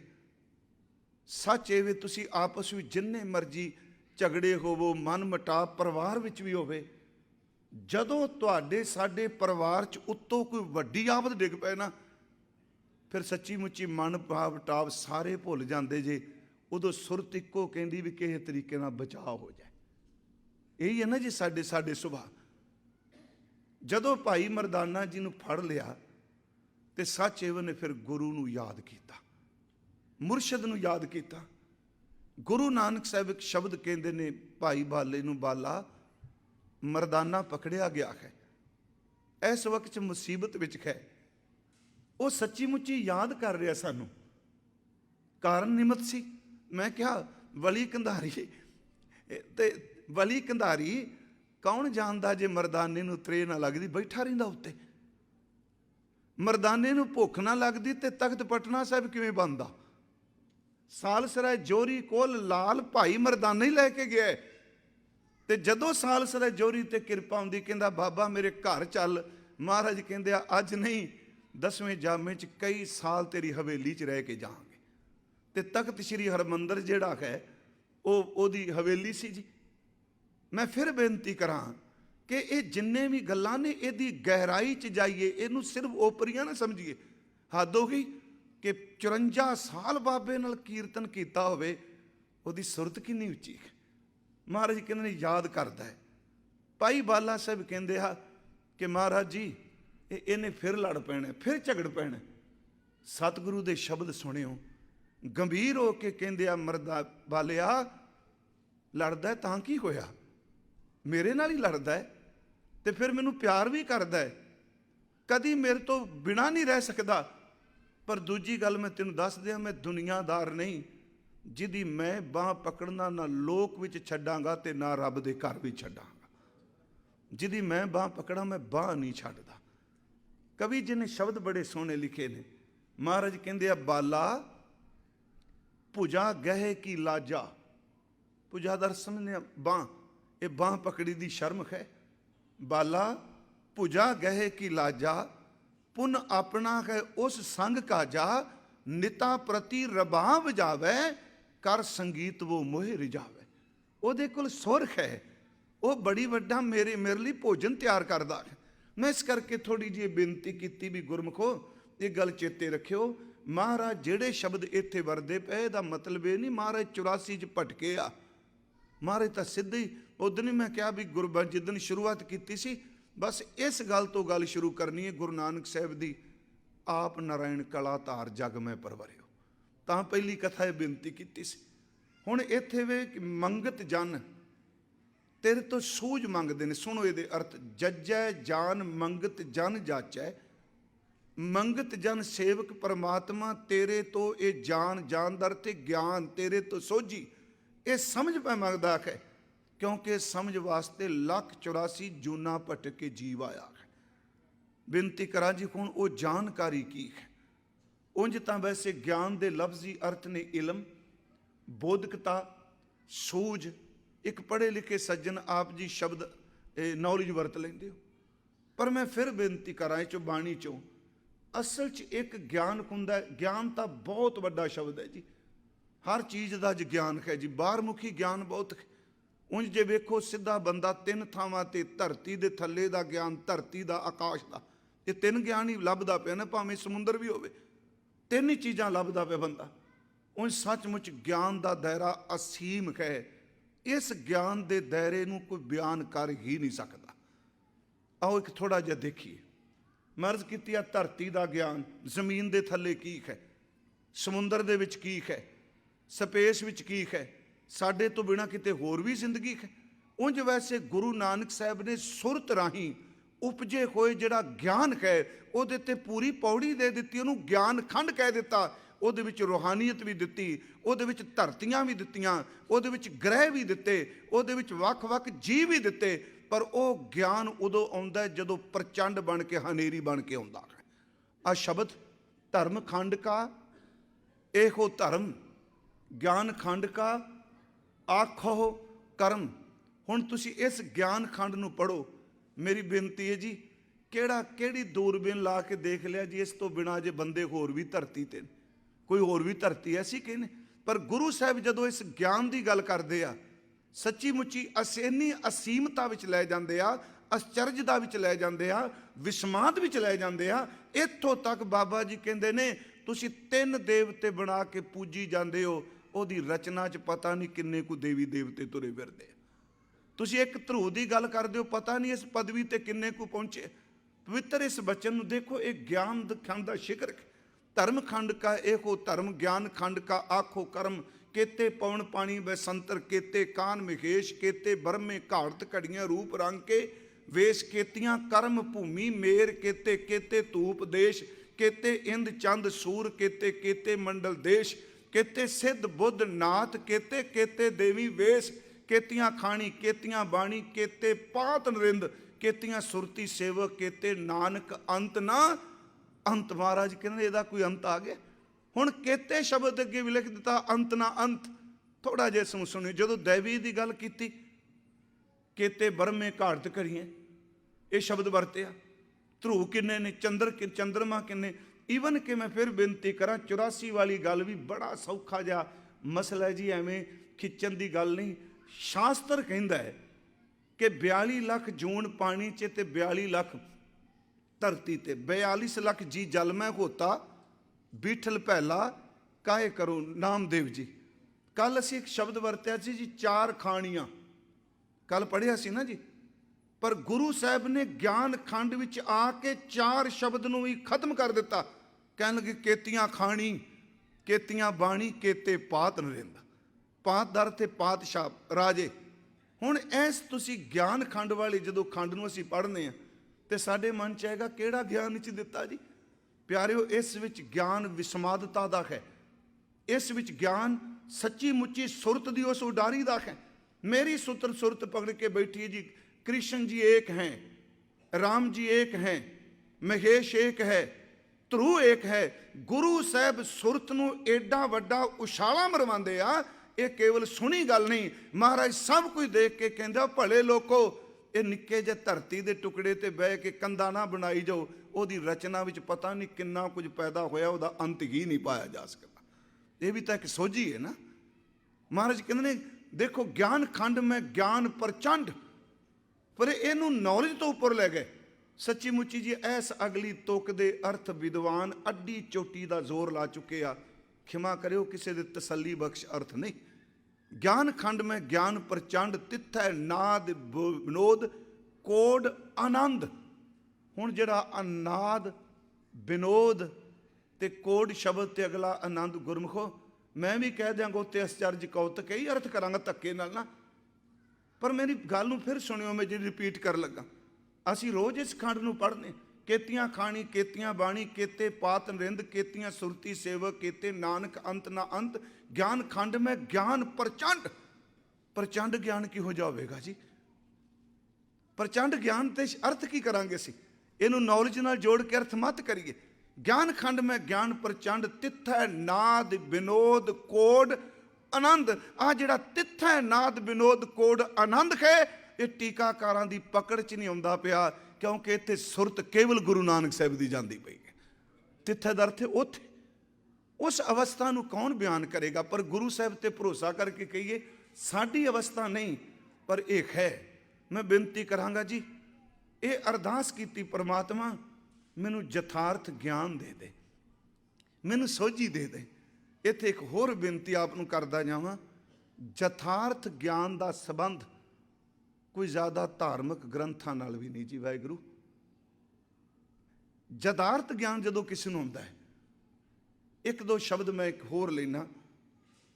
ਕਬੀਰ ਸਾਹਿਬ ਦਾ ਸ਼ਬਦ ਹੈ, ਮੈਂ ਇੱਕ ਵਾਰ ਕਿਹਾ ਸੀ ਜੀ, ਇਹ ਅੱਜ ਸਾਡੇ 'ਚ ਸੱਚੀ ਗੱਲ ਜੇ ਰੱਸਾ ਕਿਸੇ ਸਿਰਫ ਆਪਣੀ ਸੁਰ ਦੇ ਗਿਆਨ ਦੀ ਹੁੰਦੀ ਪਈ ਏ, ਤੇ ਹੈਰਾਨਗੀ ਦੀ ਗੱਲ ਇਹ ਵੇ, ਚਮਕਦੀ ਰੇਤ ਨੂੰ ਖੰਡ ਸਮਝ ਕੇ ਛਾਨਣੀਆਂ 'ਚ ਪਾ ਕੇ ਲੜੀ ਜਾਂਦੇ ਆ। ਮੇਰੀ ਖੰਡ 'ਚ ਰਸ ਬੜਾ, ਦੂਜਾ ਕਹਿੰਦਾ ਮੇੜੀ 'ਚ। ਤੇ ਜਿੱਦਣ ਯਥਾਰਥ ਕੋਈ ਆ ਗਿਆ ਉਹਨੂੰ ਕਹਾ ਮੂਰਖਾਂ ਦੇ ਟੋਲਿਓ, ਥਾਲੀਆਂ 'ਚ ਚਮਕਦੀ ਰੇਤ ਨੂੰ ਹੀ ਖੰਡ ਸਮਝੀ ਬੈਠੇ ਹੋ। ਜਿਹੜੀ ਤੁਸੀਂ ਪਰਿਭਾਸ਼ਾ ਬਣਾਈ ਬੈਠੇ ਹੋ ਨਹੀਂ ਰਵਾਨੀਅਤ ਦੀ। ਕਬੀਰ ਸਾਹਿਬ ਦਾ ਇੱਕ ਸ਼ਬਦ ਹੈ ਜੀ, ਆ ਜਿਹੜਾ ਸ਼ਬਦ ਹੈ ਨਾ ਪ੍ਰਚੰਡ, ਉਹਨਾਂ ਨੇ ਇੱਕ ਸ਼ਬਦ ਵਰਤਿਆ, ਦੇਖੋ ਭਾਈ ਗਿਆਨ ਕੀ ਆਈ ਆਂਦੀ। ਆਹੇ ਪਰਮਾਤਮਾ ਤੂੰ ਕਿਰਪਾ ਕਰ, ਸਾਨੂੰ ਇਹ ਗਿਆਨ ਦੇ ਦੇ। ਹੁਣ ਇੱਥੇ ਹਨੇਰੀ ਸ਼ਬਦ ਵਰਤਿਆ। ਹਨੇਰੀ ਕੀ ਕਰਦੀ ਏ? ਜਿਹੜੀ ਕਈ ਸਾਲਾਂ ਦੀ ਬਣੀ ਹੋਈ ਚੀਜ਼ ਹੈ, ਈਵਨ ਕਿ ਮੰਨ ਲਓ ਇੱਕ ਰੁੱਖ 50 ਸਾਲ ਤੋਂ ਧਰਤੀ 'ਚ ਗੱਡਿਆ, ਹਨੇਰੀ ਦੀ ਇਹ ਖੂਬੀ ਹੈ, ਉਹ 50 ਸਾਲਾਂ ਦੇ ਪਲੇ ਹੋਏ ਰੁੱਖ ਨੂੰ ਵੀ ਜੜ੍ਹਾਂ ਤੋਂ ਪੱਟ ਕੇ ਬਾਹਰ ਸੱਟਦੀ ਹੈ। ਉਹ ਕਈ ਸਾਲਾਂ ਦੇ ਬਣੇ ਕੋਈ ਮਕਾਨ ਉਡਾ ਕੇ ਲੈ ਜਾਂਦੀ, ਉਹ ਕਈ ਸਾਲਾਂ ਦੀ ਬਣੀਆਂ ਹੋਈਆਂ ਚੀਜ਼ਾਂ ਬਿਲਕੁਲ ਖਤਮ ਕਰਕੇ ਸਾਰੀ ਧਰਤੀ ਪੱਧਰਿਆਂ ਕਰ ਦਿੰਦੀ ਏ। ਭਗਤ ਜੀ ਕਹਿੰਦੇ ਦੇਖੋ ਭਾਈ ਗਿਆਨ ਕੀ ਆਈ ਆਂਦੀ। ਅੱਗੇ ਫਿਰ ਉਹਨਾਂ ਨੇ ਅਗਿਆਨਤਾ ਲਈ ਕੁਝ ਉਦਾਹਰਨਾਂ ਲਈਆਂ ਨੇ। ਉਹਨਾਂ ਨੇ ਜ਼ਿਕਰ ਕੀਤਾ ਛੱਪਰ ਦਾ ਜੀ, ਮੈਂ ਇਹ ਅਰਥ ਸ਼ਬਦ ਦੇ ਜ਼ਰੂਰ ਕਰਾਂਗਾ, ਉਕਤਾਇਓ ਨਾ, ਕਿਉਂਕਿ ਯਥਾਰਥ ਗਿਆਨ ਸਿਰਫ ਰੂਹਾਨੀਅਤ ਹੈ। ਇਹ ਗਿਆਨ ਹੋਵੇ ਜਿਹੜਾ ਰੱਬ ਦੀ ਕਿਰਪਾ ਨਾਲ ਮਿਲਦਾ ਹੈ। ਇਹ ਗਿਆਨ ਹੋਵੇ ਜਿਹਦੇ ਤੇ ਰੱਬ ਤਰਸ ਕਰੇ, ਉਹਨੂੰ ਸੋਝੀ ਦਿੰਦਾ ਹੈ। ਤੇ ਇਸ ਗਿਆਨ ਦਾ ਸਿਲੇਬਸ ਕੋਈ ਨਹੀਂ। ਜੇ ਕੋਈ ਕਹੇ ਵੀ ਇਹ ਗਿਆਨ ਤਾਂ ਮਿਲੇਗਾ ਜੀ ਤੁਸੀਂ 10 ਸਾਲ ਆਹ ਸਿਲੇਬਸ ਕਰੋ, ਆਹ ਕਰੋ, ਨਹੀਂ ਪਿਆਰਿਓ, ਇਹਦਾ ਕੋਈ ਸਿਲੇਬਸ ਨਹੀਂ। ਇਹ ਪਤਾ ਨਹੀਂ, ਕਥਾ ਕਰਨ ਵਾਲਾ ਵਿਚਾਰਾ ਉਹੀ ਕਰੀ ਜਾਂਦਾ, ਸੁਣਨ ਵਾਲੇ ਨੂੰ ਰੱਬ ਬ੍ਰਹਮ ਗਿਆਨ ਦੀ ਦਾਤ ਦੇ ਦਿੰਦਾ ਹੈ। ਇਹਦਾ ਕੋਈ ਸਿਲੇਬਸ ਹੈ ਜੀ? ਹੁਣ ਇਹ ਸ਼ਬਦ ਕਹੇ ਦੇਖੋ ਭਾਈ ਗਿਆਨ ਕੀ ਆਈ ਆਂਦੀ। ਹੋ ਭਰਾਵੋ ਵੇਖੋ ਗਿਆਨ ਦੀ ਹਨੇਰੀ ਆ ਗਈ, ਪ੍ਰਚੰਡ ਗਿਆਨ ਆ ਗਿਆ। ਸਭੈ ਉਡਾਨੀ ਭ੍ਰਮ ਕੀ ਟਾਟੀ, ਰਹੇ ਨਾ ਮਾਇਆ ਬਾਂਦੀ। ਦੋ ਚਿੱਤੇ ਕੀ ਦੋ ਥੂਨ ਗਿਰਾਨੀ, ਮੋਹ ਬਲਿੰਡਾ ਟੂਟਾ। ਤਿਸ਼ਨਾ ਛਾਨ ਪਰੀ ਤਰ ਉਪਰ, ਦੁਰਮਤ ਭਾਂਡਾ ਫੂਟਾ। ਆਂਦੀ ਪਾਛੈ ਜੋ ਜਲ ਬਰਖੈ, ਤੇ ਤੇਰਾ ਜਨ ਭੈਨਾ। ਕਹਿ ਕਬੀਰ ਮਨ ਭਇਆ ਬਰਗਾਸਾ, ਉਦੈ ਭਾਨ ਜਬ ਚੀਨਾ। ਸ਼ਬਦ ਦਾਸ ਨੇ ਪੜ੍ਹ, ਗੌੜੀ ਰਾਗ ਦਾ ਸ਼ਬਦ ਹੈ। ਹੁਣ ਇਹਦੇ ਅਰਥ ਕੀ ਨੇ ਤਾਂ ਮੈਂ ਇਹ ਲੈਣ ਲੱਗਾ, ਕਿਉਂਕਿ ਆਪ ਅਜੇ ਸਮਝੋਗੇ। ਅਗਲੀਆਂ ਪੀੜ੍ਹੀਆਂ ਨੂੰ ਜਦੋਂ ਇੱਥੇ ਤੁਹਾਡੇ ਪੋਤਰੇ ਪੜਪੋਤਰੇ ਹੋ ਗਏ, ਜੇ ਇੱਥੇ ਹੀ ਰਹੇ ਤੇ ਉਹਨਾਂ ਨੂੰ ਅਰਥ ਸਮਝਾਉਣ ਵਾਸਤੇ ਗੁਰਦੁਆਰਿਆਂ ਵਿੱਚ ਸਕਰੀਨਾਂ ਨਾਲ ਦੱਸਣਾ ਪਏਗਾ ਵੀ ਇਹ ਕੀ ਗੱਲ ਕਰਦੇ ਪਏ ਸੀ। ਹੁਣ ਇੱਥੇ ਸ਼ਬਦ ਆਇਆ ਟਾਟੀ। ਪਲੀਜ਼, ਇਹਦੇ ਅਰਥ ਵੈਸੇ ਹੁੰਦੇ ਨੇ ਓਲਾ। ਇਹੀ ਸ਼ਬਦ ਦੂਸਰੇ ਪਾਸੇ ਵਰਤਿਆ ਗਿਆ। ਇੱਕ ਵਾਰ ਮੈਂ ਕਿਹਾ ਸੀ ਟਾਟੀ ਦਾ ਲਫ਼ਜ਼ੀ ਅਰਥ ਹੈ ਜੀ ਛਪਰੀ, ਛੰਨ। ਵੈਸੇ ਟਾਟੀ ਦਾ ਲਫ਼ਜ਼ੀ ਅਰਥ ਹੁੰਦਾ ਓਲਾ, ਕਿਸੇ ਓਲੇ ਬੈਠ ਕੇ ਕੀਤੀ ਕਿਰਿਆ। ਇਹਦੇ ਅਰਥ ਇਹ ਨੇ, ਇਹੀ ਅਰਥ ਫਿਰ ਵਿਗੜ ਕੇ ਦੂਜੇ ਪਾਸੇ ਚਲੇ ਗਏ। ਦੇਖੋ ਭਾਈ ਗਿਆਨ ਕੀ ਆਈ ਆਂਦੀ। ਅੰਦਰ ਸੁਰਤ ਵਿੱਚ ਗੁਰੂ ਨੇ ਯਥਾਰਥ ਗਿਆਨ ਦੀ ਇੰਨੀ ਖਨੇਰੀ ਲਿਆ ਦਿੱਤੀ ਸਭ ਹੈ ਉਡਾਨੀ ਭਰਮ ਕੀ ਟਾਟੀ, ਜਿਹੜੀ ਭਰਮ ਦੀ ਛਪਰੀ ਬਣੀ ਸੀ, ਜਿਹੜੀ ਛੰਨ ਨੂੰ ਮੈਂ ਆਪਣਾ ਟਿਕਾਣਾ ਬਣਾ ਕੇ ਬੈਠਾ ਸਾਂ, ਜਦੋਂ ਯਥਾਰਥ ਗਿਆਨ ਆਇਆ, ਸਿਮਰ ਰੂਹਾਨੀਅਤ ਦਾ ਗਿਆਨ ਆਇਆ, ਸਭ ਤੋਂ ਪਹਿਲਾਂ ਮੇਰੇ ਅੰਦਰ ਉਹਨੇ ਭਰਮ ਦੀ ਜਿਹੜੀ ਛੰਨ ਸੀ ਉਹਨੂੰ ਉਡਾ ਦਿੱਤਾ। ਭਰਮ ਵੀ ਹੁਣ ਕਈ ਤਰ੍ਹਾਂ ਦਾ ਹੈ।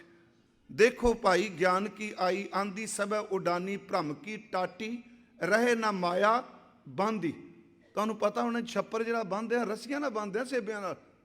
ਕਹਿੰਦੇ ਨੇ ਏਡੀ ਹਨੇਰੀ ਆਈ ਜੀ, ਆ ਜਿਹੜੀ ਮਾਇਆ ਦੀਆਂ ਤੰਦਾਂ ਨਾਲ ਬੰਨੀ ਸੀ ਨਾ ਛੱਪਰੀ ਅੰਦਰ, ਕਹਿੰਦੇ ਨੇ ਇੰਨੀ ਰੱਬ ਨੇ ਕਿਰਪਾ ਕੀਤੀ, ਸਾਰੇ ਧਾਗੇ ਸੇਬੇ ਤੋੜ ਤੋੜ ਕੇ ਪਰਾਂ ਚ ਸੱਟੇ। ਸਭ ਹੈ ਉਡਾਨੀ ਭਰਮ ਕੀ ਟਾਟੀ, ਰਹੇ ਜੋ ਮਾਇਆ ਬਾਂਦੀ। ਹੁਣ ਅੱਗੇ ਦੋ ਚਿੱਤੇ ਕੀ ਦੋ ਥੂਨ ਗਿਰਾਨੀ, ਇਹਦੇ ਦੋ ਅਰਥ ਆਪਾਂ ਕਰਾਂਗੇ। ਦੋ ਚਿੱਤੇ ਦਾ ਅਰਥ ਹੈ ਦੁਬਦਾਪਣ। ਥੂਨ ਦਾ ਲਫ਼ਜ਼ੀ ਅਰਥ ਹੁੰਦਾ ਜੀ ਥੰਮੀ। ਆਪ ਨੂੰ ਪਤਾ ਜੋ ਛੱਪਰ ਬਣਾਉਂਦੇ ਆ, ਥੱਲੇ ਦੋ ਥੰਮੀਆਂ ਕੱਢਣੀਆਂ, ਤੇ ਥੰਮੀਆਂ ਦੇ ਉੱਤੇ ਪਾਉਂਦੇ ਸਾਂ ਇਹ ਵਲਾ ਜਿਹਾ ਜੀ, ਗੋਲ ਵਲਾ ਹੀ ਕਹਿੰਦੇ ਸਾਂ, ਛਤੀਰ ਪਾ ਦੇਣਾ। ਹੁਣ ਉਸ ਛਤੀਰ ਦੇ ਬਿਲਕੁਲ ਵਿਚਕਾਰ ਦੋਵਾਂ ਪਾਸਿਆਂ ਤੋਂ ਟੇਪਰ ਕਰਕੇ ਜਿਹੜੀ ਛੰਨ ਬੁਣੀ ਹੁੰਦੀ ਸੀ ਥੱਲੇ, ਉਹਨੂੰ ਉੱਤੇ ਰੱਖ ਦਿੰਦੇ ਸਨ। ਉਹ ਦੋਵਾਂ ਪਾਸਿਓਂ ਟੇਢੀ ਹੋ ਜਾਂਦੀ ਸੀ ਛਪਰੀ। ਇੱਥੇ ਮਹਾਰਾਜ ਕਹਿੰਦੇ ਆ, ਭਾਈ ਲੋਕੋ, ਅੰਦਰ ਵੀ ਇੱਕ ਛਪਰੀ ਜੇ ਜਿਹੜੀ ਐਵੇਂ ਭੁਲੇਖੇ 'ਚ ਬਣਾਈ ਬੈਠੇ ਸਾਂ। ਉਹ ਭਰਮ ਦੀ ਛੰਨ ਸੀ, ਛੱਤ ਸੀ, ਮਾਇਆ ਦੇ 3 ਗੁਣਾਂ ਦੀ ਰੱਸੀ ਨਾਲ ਬੰਨੀ ਸੀ। ਇਹਨੂੰ ਰੱਖਣ ਵਾਸਤੇ 2 ਥੰਮੀਆਂ ਥੱਲੇ ਗੱਡੀਆਂ। ਉਹਨਾਂ ਥੰਮੀਆਂ ਦਾ ਨਾਮ ਸੀ ਦੁਚਿੱਤਾਪਨ, ਦੁਬਦਾ, ਕਰਾਂ ਕਿ ਨਾ ਕਰਾਂ। ਉਹਦੇ ਉੱਤੇ ਜਿਹੜਾ ਸ਼ਤੀਰ ਪਾਇਆ, ਉਹ ਸ਼ਤੀਰ ਸੀ ਮੋਹ ਦਾ। ਕਹਿੰਦੇ ਨੇ ਜਦੋਂ ਹਨੇਰੀ ਚੱਲੀ, ਸਭ ਤੋਂ ਪਹਿਲੀ ਗੱਲ ਵੀ ਉਹਨੇ ਰੱਸੀਆਂ ਤੋੜੀਆਂ, ਉਦੋਂ ਬਾਅਦ ਥੰਮੀਆਂ ਡਿੱਗੀਆਂ। ਥੰਮੀਆਂ ਦੇ ਨਾਲ ਜਿਹੜਾ ਉੱਤੇ ਸ਼ਤੀਰ ਪਿਆ ਸੀ, ਇੰਨੀ ਜ਼ੋਰ ਨਾਲ ਥੱਲੇ ਡਿੱਗਾ ਮੋਹ ਦਾ ਸ਼ਤੀਰ, ਜਿਹੜੇ ਭੈੜੀ ਮੱਤ ਦੇ ਭਾਂਡੇ ਭਰੀ ਬੈਠੇ ਸਾਂ ਸਾਰੇ ਟੁੱਟ ਗਏ। ਕਹਿੰਦੇ ਇੰਨੀ ਤੇਜ਼ ਚੱਲੀ, ਸਾਰੀ ਛਪਰੀ ਉੱਡ ਗਈ। ਉਦੋਂ ਬਾਅਦ ਮੀਂਹ ਪੈ ਗਿਆ, ਮੀਂਹ ਤੋਂ ਬਾਅਦ ਸੂਰਜ ਨਿਕਲ ਆਇਆ। ਕਹਿਣ ਲੱਗਾ ਐਡੀ ਸੋਹਣੀ ਥਾਂ ਚਮਕਦੀ ਪਈ ਸੀ, ਰਹਿ ਰੱਬ ਦਾ ਨਾਂ। ਹੁਣ ਇਹਦੇ ਅਧਿਆਤਮਕ ਅਰਥ ਇਹ ਨੇ ਕਿ ਜਦੋਂ ਗੁਰੂ ਕਿਸੇ ਨੂੰ ਸੁਰਤ ਵਿੱਚ ਰੱਬੀ ਗਿਆਨ ਦੀ ਦਾਤ ਦਿੰਦੇ ਨੇ, ਉਦੋਂ ਭਰਮ ਦੇ ਛੱਪਰ ਉੱਠਦੇ ਨੇ। ਅੱਜ ਮੈਂ ਭਰਮ 'ਚ ਕਹਿੰਦਾ ਮੇਰਾ ਨਾਮ ਪਿੰਦਰਪਾਲ ਸਿੰਘ ਹੈ, ਆ ਮੇਰਾ ਸਰੀਰ ਹੈ, ਆ ਮੇਰਾ ਪਰਿਵਾਰਕ ਹੈ। ਜਿੱਦਣ ਯਥਾਰਥ ਗਿਆਨ ਦੇਗਾ, ਉਦਣ ਇਹ ਸ਼ਬਦ ਮਰ ਜਾਏਗਾ। ਉਦਣ ਸਿਰਫ ਇੱਕ ਮਾਨਵ ਦੇਹੀ ਰਹੇਗੀ, ਭਰਮ ਉੱਡ ਜਾਏਗਾ। ਇਹ ਸਮਾਜ ਨੇ ਤੈਨੂੰ ਦਿੱਤਾ ਹੈ। ਉਸ ਤੋਂ ਬਾਅਦ ਜਦੋਂ ਅੱਗੇ ਗਿਆਨ ਚੱਲੇਗਾ, ਫਿਰ ਕਹੇਗਾ ਨਹੀਂ ਤੂੰ ਦੇਹ ਨਹੀਂ, ਇਸ ਦੇਹ ਨੂੰ ਚਲਾਉਣ ਵਾਲਾ ਕੋਈ ਹੋਰ ਹੀ। ਜੇ ਤੁਸੀਂ ਕਹੋ ਗੀਤਾ ਕਹਿੰਦੀ ਹੈ ਰਥ, ਮੈਂ ਫਿਰ ਬੇਨਤੀ ਕਰਾਂ, ਇਹ ਕਿਤਾਬ ਬੋਧੀਆਂ ਦੀ ਬਹੁਤ ਜ਼ਬਰਦਸਤ ਕਿਤਾਬ ਪਟਿਆਲਾ ਯੂਨੀਵਰਸਿਟੀ ਨੇ ਛਾਪੀ ਹੈ, ਮਿਲੰਦ ਪ੍ਰਸ਼ਨਾਂ, ਰਾਜੇ ਦੇ ਸਵਾਲ ਨੇ ਨਾਗਸੈਨ ਨੂੰ, ਬਹੁਤ ਗੂੜੀ ਕਿਤਾਬ ਹੈ। ਹੁਣ ਇਹ ਮੇਰਾ ਨਾਮ ਹੈ ਜੀ, ਤੁਹਾਡਾ ਨਾਮ ਹੈ, ਇਹ ਕਿੱਥੇ ਟਿਕਿਆ ਜੀ ਨਾਮ? ਇਸ ਹੱਥ ਦਾ ਨਾਂ ਹੈ ਮੇਰਾ। ਇੱਕ ਰੱਥ ਨੂੰ ਲੈ ਲਓ, ਤੁਸੀਂ ਦੱਸੋ ਰੱਥ ਕਿੱਥੇ ਵੇ? ਤੁਸੀਂ ਕਹੋਗੇ ਆ ਪਈਆ, ਆ ਜੂਲਾ, ਜੂਲਾ ਸ਼ਬਦ ਸਮਝਣੇ ਨਾ ਅੱਗੇ, ਆ ਜੂਲਾ, ਆ ਇਹਦੀਆਂ ਬਾਹੀਆਂ, ਆ ਇਹਦਾ ਧੁਰਾ। ਜੇ ਸਾਰੇ ਰੱਥ ਨੂੰ ਖੇਡਦੇ ਹੋ, ਚੇਤੇ ਰੱਖੋ ਇੱਕ ਇੱਕ ਉਹਦਾ ਹਿੱਸਾ ਵੱਖ ਹੋ ਜਾਏਗਾ, ਰੱਥ ਵਿੱਚੋਂ ਨਿਕਲਣੀ ਕੋਈ ਨਹੀਂ। ਰੱਥ ਕਿੱਥੇ ਸੀ? ਸਾਰੇ ਜੁੜੇ ਹੋਏ ਦਾ ਨਾਮ ਰੱਥ ਹੈ। ਪਰ ਜਦੋਂ ਯਥਾਰਥ ਗਿਆਨ ਆਉਂਦਾ ਹੈ, ਸਮਝ ਪੈਂਦੀ ਮੇਰੀ ਬਾਡੀ ਨਹੀਂ, ਤੇ ਸੱਚ ਇਹ ਬਦਲਦੀ ਪਈ ਹੈ ਵਾਰ-ਵਾਰ। ਮੈਂ ਆਪ ਨੂੰ ਇੱਕ ਵਾਰ ਅਰਜ਼ ਕੀਤੀ ਸੀ, ਇਹਨੂੰ ਦੇਹ ਕਿਉਂ ਕਹਿੰਦੇ? ਇਹਨੂੰ ਦੇਹ ਕਿਉਂ ਕਹਿੰਦੇ? ਅਸੀਂ ਕਹਾਂਗੇ ਇਸ ਕਰਕੇ ਕਹਿੰਦੇ ਆ ਵੀ ਸਰੀਰ ਪਰਿਆਵਾਚੀ ਅਰਥ ਕਰਨੇ ਆ ਨਾ। ਅਸਲ 'ਚ ਦੇਹ ਦੇ ਲਫ਼ਜ਼ੀ ਅਰਥ ਜਿਹੜੇ ਨੇ ਕੱਲੀ ਸਰੀਰ ਨਹੀਂ। ਦੇਹ ਸ਼ਬਦ ਸੰਸਕ੍ਰਿਤ ਦੀ ਦੇਹੂ ਧਾਤੂ ਤੋਂ ਬਣਿਆ, ਜਿਹਦਾ ਅਰਥ ਹੈ ਲਗਾਤਾਰ ਵਿਕਾਸ ਕਰੀ ਜਾਣਾ। ਤੁਸੀਂ ਗਿਆਨ ਦੇ ਤੌਰ ਤੇ, ਰੂਹਾਨੀਅਤ ਦੇ ਤੌਰ ਤੇ ਬਿਲਕੁਲ ਕੋਰੇ ਹੋਵੋ, ਬਾਡੀ ਨੇ ਥੋੜਾ ਰੁਕ ਜਾਣਾ। ਬਾਡੀ ਆਪਣਾ ਵਿਕਾਸ ਕਰਦੀ ਕਰਦੀ ਮੌਤ ਵਾਲੇ ਪਾਸੇ ਜਾਂਦੀ ਪਈ। ਮਾਨਸਿਕ ਗਿਆਨ ਦਾ ਇਹਨਾਂ ਕੀ ਸੰਬੰਧ? ਨਹੀਂ ਹੁੰਦਾ ਨਾ ਸੀ। ਉਹ ਕਹਿੰਦੀ ਹੈ ਤੇਰੀ ਪ੍ਰੋਬਲਮ ਹੈ, ਮੇਰੀ ਨਹੀਂ।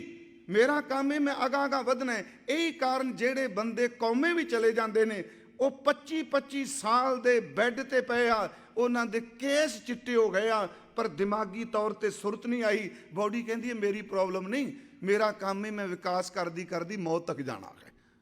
ਦੇਹ ਦਾ ਅਰਥ ਹੈ ਜਿਹੜੀ ਲਗਾਤਾਰ ਚੱਲ ਰਹੀ ਹੈ। ਮੈਂ ਇਸ ਕਰਕੇ ਬੇਨਤੀ ਕਰ ਰਿਹਾ ਕਿ ਅਸਲ 'ਚ फिर समझ पैंदी मेरी देह मेरी नहीं। फिर बंदा ज्ञान इंद्रियां तक जाता है। चलो एक बाबा जी की साखी लै लीए, गल सौखी समझ पै जाए। महाराज राजे शिवनाभ कोल गए। जी आप सिद्ध गोष्ठ कहो, मैनू सच्ची मुच्ची मैं उन्होंने तो मैनू सिद्ध गोष्ठ बड़ी चेते आती है इत्थे। तो ऐदकी मैं तां एक तजर्बा कर रहा भी जे लगातार 10-10 पदे 15-15 पदे जे कर लाँगा तो की एक्सपीरियंस होगा संगत चो। मैं ऐदकी तजर्बा कर रहा इस चीज़ का भी जे असी अर्थ करके चलीए। तो प्राण संगली भी पढ़न वाली किताब है, भावां कि कुछ गल्लां उहदे च होर ने, वो सिद्ध गोष्ठ की व्याख्या ही करदी तकरीबन नेड़े नेड़े। महाराज शिवनाभ कोल जांदे आ राजे कोल, वो बाग च आउंदा, मैं इधर नहीं भी किवें महाराज गए। उन्होंने पता लग गया भी गुरु नानक साहब का भी आ गया। महाराज असलीयत समझ गया। महाराज नूं कहंदे घर चलो। गुरु साहब कहंदे चलने हाँ, जरूर जावांगा, पर तेरे घर जान की भेटा है, की देंगा? वो जी नौकर नूं भेजदा है, कहंदा हीरे मोती। गुरु साहब कहंदे भेटा वो लांगे जिहड़ी तेरी अपनी होवे। हुण कित्थों महाराज तोरदे आ? तेरी अपनी होवे। वो कहंदा आ रुपये मेरे अपने ने जी, किसी होर तो नहीं। महाराज कहंदे कित्थों लिया? कहंदे खजाने चों। कहंदे ते उदों भी पै सन जदा तेरा प्यो जिउंदा सी, वो भी कहंदा सी मेरे ने। तेरे दादे वेले भी यही मोती सन। ते चेते रखी जेड़ा तू कहना मेरे ने, जिदन तेरी फूक निकली है तेरे बच्चों के बन जाए, तू वे किवें कहना मेरे ने? मेरिਆਂ ਦਾ अर्थ हुंदा जिदे पूरा हक होवे नाल चले। कहंदा इहदा मतलब धन मेरा नहीं। महाराज कहंदे कल्ला धन नहीं, आ राज भाग है सब कुछ, कुछ तेरा नहीं। कहंदा चलो महाराज जे धन मेरा नहीं, मैं तन दिता। हालांकि बाणी च है तन मन की गल। गुरु साहब कहंदे आ किहड़ा तेरा है? कहंदा महाराज मेरा। कहंदे जे बंदे दे वस होवे ते जवानी ते टिक ना जाए, ये तेरा थोड़ा है, ये भी ढलदा पिया खिन खिन। कहंदा ये भी नहीं मेरा। ते कहंदा महाराज चलो मैं मन दिता, मेरा मन। महाराज कहंदे ईमानदारी नाल दस तेरा है ते इहदे वर्गा बेईमान कोई नहीं, जिन्ना तेनू धोखा ये दिंदा होर कोई दिंदा ही नहीं। तेरा होवे ते धोखा दे। सोची पा दिता जी बस। सच्ची मुच मैं फिर तुहानूं बेनती करा, अध्यात्मक ज्ञान का कोई टाइम नहीं हुंदा। पता नहीं किहड़ी सुलखनी घड़ी आ जाए, टाइम का अर्थ कोई सिलेबस नहीं, कदों चोट वजदा बंदे की सारी जिंदगी गुरु पलट के रखदा। वो कहंदा तन मेरा नहीं, धन मेरा नहीं, घर मेरा नहीं, मेरा की? महाराज कहंदे तैनूं सच दसां? कहंदा महाराज दसो। कहंदे जिहड़ी मैं लाई है तेरे कई जन्मां दी तेरे कब्जे च। हऊँ में हऊँ विच आया, हऊँ विच गया, ये नाल ही जांदी है। हौमै यह जात है, उदन अर्थ किते थे। जात का अर्थ है जीव तत्व, ये तेरे नाल पैदा हुई। कहना महाराज फिर कह लगे गुरु बस आ ही करदा, तू मैनू अपना दे दे, मैं तेनू रब की बंदगी दे देंगा। बस आ भेटा चलदी है। कित्थों बंदे नू तोरिया। मैं तां बेनती की भाई सिखो, जिहड़ा ज्ञान है, महाराज कहते सब तो पहला भरम दूर हुंदा है। ये भरम मेरा शरीर मेरा परिवार। उस तो बाद जिहड़ा दुचित्तापन है, सब तो वध दुविधा बंदे नूं खुआर कर दी। 4 कदम चलदा फिर पिछा आ जांदा, कर लां कि ना कर लां, कर लां कि ना कर लां, दुविधा मार दी। महाराज कहते ज्ञान आया, भरम की छपरी उड गई, माया के गुणा च वड्डी थले जिहड़े 2 थमियां दुविधा दियां सन वो भज गईयां। ਉਹਦੇ उत्ते मोह का जिहड़ा शतीर पिया सी, जिदन मोह डिग्गा उदन जिहड़ी भैड़ी मत करी फिरदी सी, आ भी मेरा, सारे भांडे टुट गए। फिर गुरु ने इहो जिहा झोका दिता हवा का, सारे खिंच के लै गए। उदों पिछों फिर उन्हें बंदगी की बारिश जा की, नाम की बरसात हुई। बरसात तो बाद सचमुच आत्मक तौर पर एक सोरे चढ़िया। सच्ची मुची जेड़े इंद्रे वासना लिबड़े पै सन, पूरा तन रब की बंदगी में चमक उठिया। मैं बेनती करांगा ये ज्ञान उदी किरपा नाल हजूर ने बख्शिश की कि देखो भाई ज्ञान की आई आंधी, सभा उडानी भ्रम की टाटी, रहे न माया बांधी। 2 चित्ते की दो थून गिरानी, मोह बलिंडा टूटा। तिशना शार परी शान परी धर ऊपर, दुर्मत भांडा फूटा। आंधी पाछे जो जल बरखै, तें तेरा जन पीना। कह कबीर मन भया परगासा, उदय भान जब चीना। अगली गल रविदास साहब कबीर, आई गुरबाणी च बड़ी बख्शिश है जी।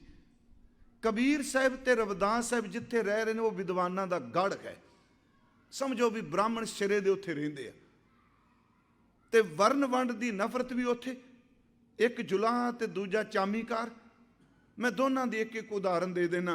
कबीर साहब जदों इस आत्म ज्ञान की गल करते आ ते ब्राह्मण मजाक उड़ांदा है, कहंदा तू संस्कृत बोल सकना साडी तरह, तेनू वेद पढ़ने आउंदे आ शुद्ध, तू सिमरतियां पढ़ सकना शुद्ध। अगों कबीर साहब एक गल कहंदे आ, मैं जुलाहा वां तू ब्राह्मण है, मेरे नाल ये बहस ना कर भी वेद किहड़ा शुद्ध पढ़दा है, मेरे नाल इस गल ते आके मुक भी तेरी सुरत विच ज्ञान किहड़ा ते मेरी च किहड़ा। कहंदा मैं समझिया नहीं। कहन लगे तू सारी जिंदगी वेद पढ़ के सुरत करके इन्ना नीवां राजियां दे घर च मंगता बन के मंगना, मैनूं वेद कोई नहीं मैं पढ़े, पर चेते रखी मेरा राजा रब है, मैं उहदे तो बिना किसी अगे झोली नहीं हटदा। तेरा ज्ञान वड्डा है कि मेरा है। हुण उत्थे एक शब्द हुंदा, तू बामण मैं कासीक जुल्हा, मैं काशी दा जुलाहा खां, तू बामन मैं कासीक जुल्हा, बूझो मोर ज्ञाना तुम तो जाचे भूपत राजे। तो इन्ना ज्ञानी हो के भी झोलीए ना अड्डना, हर्षों मोर ध्याना, मेरा ध्यान परमात्मा वाल है। एक होर उदाहरण दे के भगत रविदास साहब नूं जिस दिन सच्ची मुच्ची ब्राह्मणां दी सभा विचों जिहड़ा प्रधान ब्राह्मण सी, इस तरह नहीं सी जिहड़ा अजकल भी वाहिगुरू जी बख्श दिया जे तुहाडी चलो जे किरपा इत्थे प्रधानगी दी, हाँ जी उथे जे महाराज ने जी क्या सगल पुरख मैं पुरख प्रधान, साध संग जा का मिटै अभिमान। पर ये तुहाडे सामने उत्थों दी हकीकत है। पर उस वक्त जिहड़ा ब्राह्मण प्रधान सी, इहदा मतलब उहदी चोण सी, एडा सियाणा इन्ना समझ वाला, उहदे वर्गा ज्ञान किसे कोल नहीं। जिदन रविदास दे अंदर ज्ञान दी हनेरी आई, सब तो पहला उस प्रधान बामन ने मत्था टेकिया।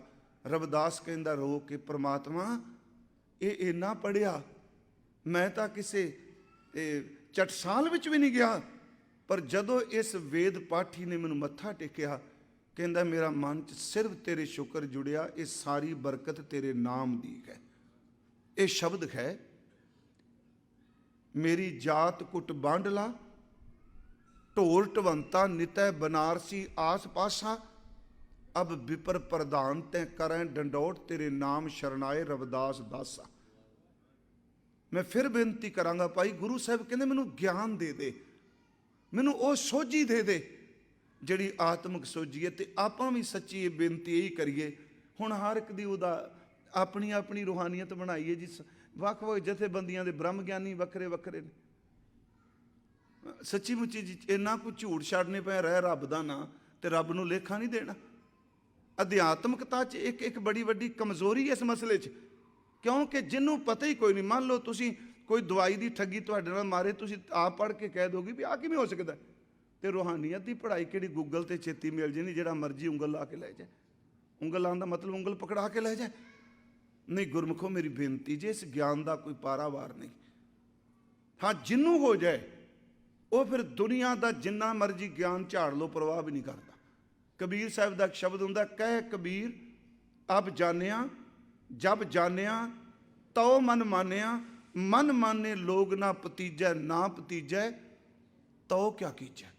भाई नंद लाल साहब गुरु गोबिंद सिंह के दर ते खलो के करों मंगया सी। महाराज कहते कुछ मंग, कहंदा मेरे साहिबा जेड़ा तेरे सीने विच खजाना पिया है, जेड़ी कुंजी दरगाह दी तेनू रब दे दित्ती है, अपने सीने दे खजाने नू मेरे सीने भी थोड़ा जिहा भर दे। ओ ज्ञान दे मैनू। दीदा अमरा लजते दीदार बख्श, सीना अमरा मक्स ने इसरार बख्श, मेरे सीने नू अपने सीने नाल ला के ओ खजाने दा अनुभव दे दे जिहड़ा अकाल ने तेनू बख्शिया होया है। अज गुरु साहब शब्द वरद्या, जजै जान मंगत जन जांचै। अर्थ फिर मैं जान दे सिर बोलिया एक सत्र ते। हालांकि जे किते दोबारा कथा इहदी कीती हुण ते होनी नहीं छेती। ये सच्ची मुच्चे च इन्ना कुछ भरिया पिया ज्ञान, तुसीं भावें साल भर दी विचार करी जाओ। जज्जे अखर ही कहंदे आ कि सेवक दास मंगता तेरे तो आत्मक ज्ञान दा जान सोझी लैंदा है। क्योंकि सोझी ਲਈ ਲੱਖ 84 ਭੀਖ ਭਵਿਆ। 84 ਲੱਖ ਜੂਨਾਂ ਦੇ ਵਿੱਚ ਭਟਕਦੇ ਭਟਕਦੇ ਖੈਰ ਮੰਗਦੇ ਆਏ। ਫਿਰ ਮਹਾਰਾਜ ਕਹਿੰਦੇ ਆ ਏਕੋ ਲੇਵੈ। ਜਦੋਂ ਇਹ ਗਿਆਨ ਦਿੰਦਾ ਉਹ ਲੈਣ ਵਾਲੇ ਵਿੱਚ ਵੀ ਉਹ ਬਹਿ ਜਾਂਦਾ ਹੈ ਤੇ ਦੇਣ ਵਾਲਾ ਵੀ ਉਹ ਹੈ। ਇਹ ਹੁਣ ਇਸ ਗੱਲ ਨੂੰ ਫਿਰ ਸੁਣੋ, ਇਹ ਅਭੇਦਤਾ ਹੈ। ਏਕੋ ਲੇਵੈ ਏਕੋ ਦੇਵੈ, ਇਹਦਾ ਅਰਥ ਹੋ ਗਿਆ ਆਪਸ ਕੋ ਆਪੈ ਆਦੇਸ਼। ਸੁਖਮਨੀ ਸਾਹਿਬ ਨਾ ਆਪਣੇ ਆਪ ਨੂੰ ਮੱਥੇ ਟੇਕੀ ਜਾਂਦੇ ਰੱਬਾ। ਆਪਸ ਕੋ ਆਪੈ ਆਦੇਸ਼, ਇਹਨੂੰ ਇਹ ਭਾਈ ਸਾਹਿਬ ਭਾਈ ਨੰਦ ਲਾਲ ਕਹਿੰਦੇ ਆ ਤਾਲਬੋ ਮਤਲੂਬ ਗੁਰ ਗੋਬਿੰਦ ਸਿੰਘ। ਇਹਦਾ ਅਰਥ ਹੈ ਆਪੇ ਆਸ਼ਕ ਤੇ ਆਪੇ ਮਸ਼ੂਕ ਬਣ ਕੇ ਤੁਰਿਆ ਫਿਰਨਾ, ਲੋਕਾਂ ਨੂੰ ਤੂੰ ਐਵੇਂ ਭੁਲੇਖੇ 'ਚ ਪਾਇਆ। ਚੇਲੇ ਵਿੱਚ ਵੀ ਖਿੱਚ ਉਹਦੀ ਏ। ਇਹਨੂੰ ਹੋਰ ਸੌਖਾ ਕਰ ਲਈਏ ਸਮਝਣ ਲਈ, ਇੱਕ ਬਲਦੀ ਕੋਈ ਚਿੰਗਾੜੀ ਵਿੱਚ ਵੀ ਉਹ ਕੁਛ ਹੈ ਜੋ ਕੋਈ ਤਪਦੇ ਸੂਰਜ ਵਿੱਚ ਏ। ਚਿੰਗਾੜੀ ਵਿੱਚ ਸੂਰਜ ਏ, ਸੂਰਜ ਵਿੱਚ ਚਿੰਗਾੜੀ ਏ। ਬਸ ਇਸੇ ਤਰ੍ਹਾਂ ਮੰਗਣ ਵਾਲੇ ਵਿੱਚ ਵੀ ਤੂੰ ਹੈ ਤੇ ਦੇਣ ਵਾਲੇ ਵਿੱਚ ਵੀ ਤੂੰ ਹੈ। ਏਕੋ ਲੇਵੈ ਏਕੋ ਦੇਵੈ।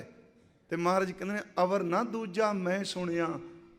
ਆਤਮਕ ਸੋਝੀ ਦੀ ਦਾਤ ਕੋਈ ਨਹੀਂ ਦੂਜਾ ਦਿੰਦਾ, ਸਿਰਫ ਇੱਕ ਵਰਦਾ ਹੈ, ਇੱਕ ਬਖਸ਼ਿਸ਼ ਕਰਦਾ ਹੈ। ਅਗਲਾ ਬਚਨ ਝੱਜੈ ਝੂਰ ਮਰੋ ਕਿਆ ਪ੍ਰਾਣੀ। ਝੱਜੈ ਸ਼ਬਦ ਆ ਗਿਆ ਜੀ। ਤੇ ਇੱਕ ਵਾਰ ਮੈਂ ਆਪ ਨੂੰ ਬੇਨਤੀ ਕੀਤੀ ਸੀ ਜੀ, ਕਿਉਂਕਿ ਮੇਰੇ ਕੋਲ ਸਮਾਂ ਇੰਨਾ ਕੋਈ 4-5 ਦਿਨ ਦਾ, ਜਿਹੜੀ ਗੁਰਮੁਖੀ ਹੈ ਨਾ, ਹਾਲਾਂਕਿ ਜੇ ਸਿਰਫ ਆਪਾਂ 35 ਤੇ ਬੋਲੀਏ, ਇਹਦੇ ਤੇ ਕਿੰਨੇ ਗ੍ਰੰਥ ਲਿਖੇਗਾ ਪੰਜਾਬੀ ਉੱਤੇ। ਹੁਣ 1948 ਸਭ ਤੋਂ ਪਹਿਲਾਂ ਕਿਤਾਬ ਇੱਕ ਸੱਜਣ ਲਿਖੀ ਸੀ, ਡਾਕਟਰ GB ਸਿੰਘ। ਨਿੱਕੀ ਜੀ ਕਿਤਾਬ ਜ਼ਰੂਰ ਪੜ੍ਹਿਓ, ਉਹਦਾ ਨਾਮ ਹੈ ਗੁਰਮੁਖੀ ਲਿਪੀ ਦਾ ਇਤਿਹਾਸ। ਹੁਣ ਜਿਹੜੇ ਤੁਸੀਂ ਗੁਰੂ ਗ੍ਰੰਥ ਸਾਹਿਬ ਵਿੱਚ ਅੰਕ ਪੜ੍ਹਦੇ ਹੋ ਨਾ, ਇਹ ਹਿੰਦੀ ਦੇ ਨਹੀਂ। ਆ 1 2 3 ਜਿਹੜੇ ਅੰਗ ਆਉਂਦੇ ਨੇ ਇਹ ਹਿੰਦੀ ਦੇ ਨਹੀਂ। ਹਿੰਦੀ ਦੇ ਪੜ੍ਹੋਗੇ ਹੋਰ ਤਰ੍ਹਾਂ ਨੇ, ਬੰਤਰ ਥੋੜ੍ਹੀ ਥੋੜ੍ਹੀ ਮਿਲਦੀ ਹੈ। ਅਸਲ 'ਚ ਇਹ ਜਿਹੜੇ ਗਿਣਤੀ ਵੀ ਕਹੇ ਇਹ ਵੀ ਗੁਰਮੁਖੀ ਲਿਪੀ ਵਿੱਚੋਂ ਨਿਕਲੀ ਹੈ। ਉਹਨੇ ਸਿੱਧ ਕੀਤਾ ਈੜੀ ਵਿੱਚੋਂ 1 ਆ ਨਿਕਲਿਆ, ਦੱਦੇ ਵਿੱਚੋਂ 2 ਬਣਾਇਆ, ਤੱਤੇ ਵਿੱਚੋਂ 3 ਬਣਾਇਆ ਹੈ, ਚੱਚੇ ਵਿੱਚੋਂ ਯਾਦ ਰੱਖਿਓ ਉਹਨੂੰ ਉਸੇ ਅੱਖਰ ਨੂੰ ਬਦਲ ਦਿੱਤਾ ਹੈ। ਚੱਚੇ 'ਚੋਂ 4 ਬਣਿਆ, ਪੱਪੇ 'ਚੋਂ 5 ਬਣਿਆ, ਛੱਛੇ 'ਚੋਂ 6 ਬਣਿਆ ਹੈ। ਉਹਨੇ ਸੱਸੇ 'ਚੋਂ 7 ਕਿਹਾ। ਉਹਨੇ 9 ਦੇ 9 ਜਿਹੜੇ ਅੱਖਰ ਨੇ ਵੀ ਗੁਰਮੁਖੀ ਲਿਪੀ ਵਿੱਚੋਂ ਨਿਕਲੇ ਨੇ। ਆ ਮੈਂ ਝੱਜਾ ਸ਼ਬਦ ਅੱਜ ਆ ਗਿਆ, ਪਹਿਲਾਂ ਕੱਲ ਘੱਗਾ ਆਇਆ ਸੀ। ਇਹ ਜੀ ਗੁਰਮੁਖੀ ਜਦੋਂ ਪੜ੍ਹਦੇ ਹਾਂ ਇਹ ਧੁਨੀ ਬਦਲ ਜਾਂਦਾ ਸ਼ਬਦ ਕਈ ਵਾਰੀ। ਵੇਖੋ ਜਿਵੇਂ ਇਹ ਜਦੋਂ ਪਹਿਲਾਂ ਆਏਗਾ ਨਾ, ਅੱਗੇ ਲੱਗਾ ਆਏਗਾ, ਉਦੋਂ ਧੁਨੀ ਵੱਖਰੀ ਰੱਖੇਗਾ, ਵਿਚਕਾਰ ਆ ਜਾਏਗਾ ਧੁਨੀ ਵੱਖਰੀ ਰੱਖੇਗਾ। ਇਹਨੂੰ ਸਮਝਣ ਲਈ ਜਿਵੇਂ ਹੁਣ ਮੰਨ ਲਓ ਕੱਕਾ ਖੱਖਾ ਗੱਗਾ ਘੱਗਾ, ਇੱਕ ਵਾਰੀ ਕਥਾ ਕੀਤੀ ਇਹਦੀ, ਆਪ ਨੂੰ ਯਾਦ ਹੋਣਾ ਚਾਹੀਦਾ ਹੈ।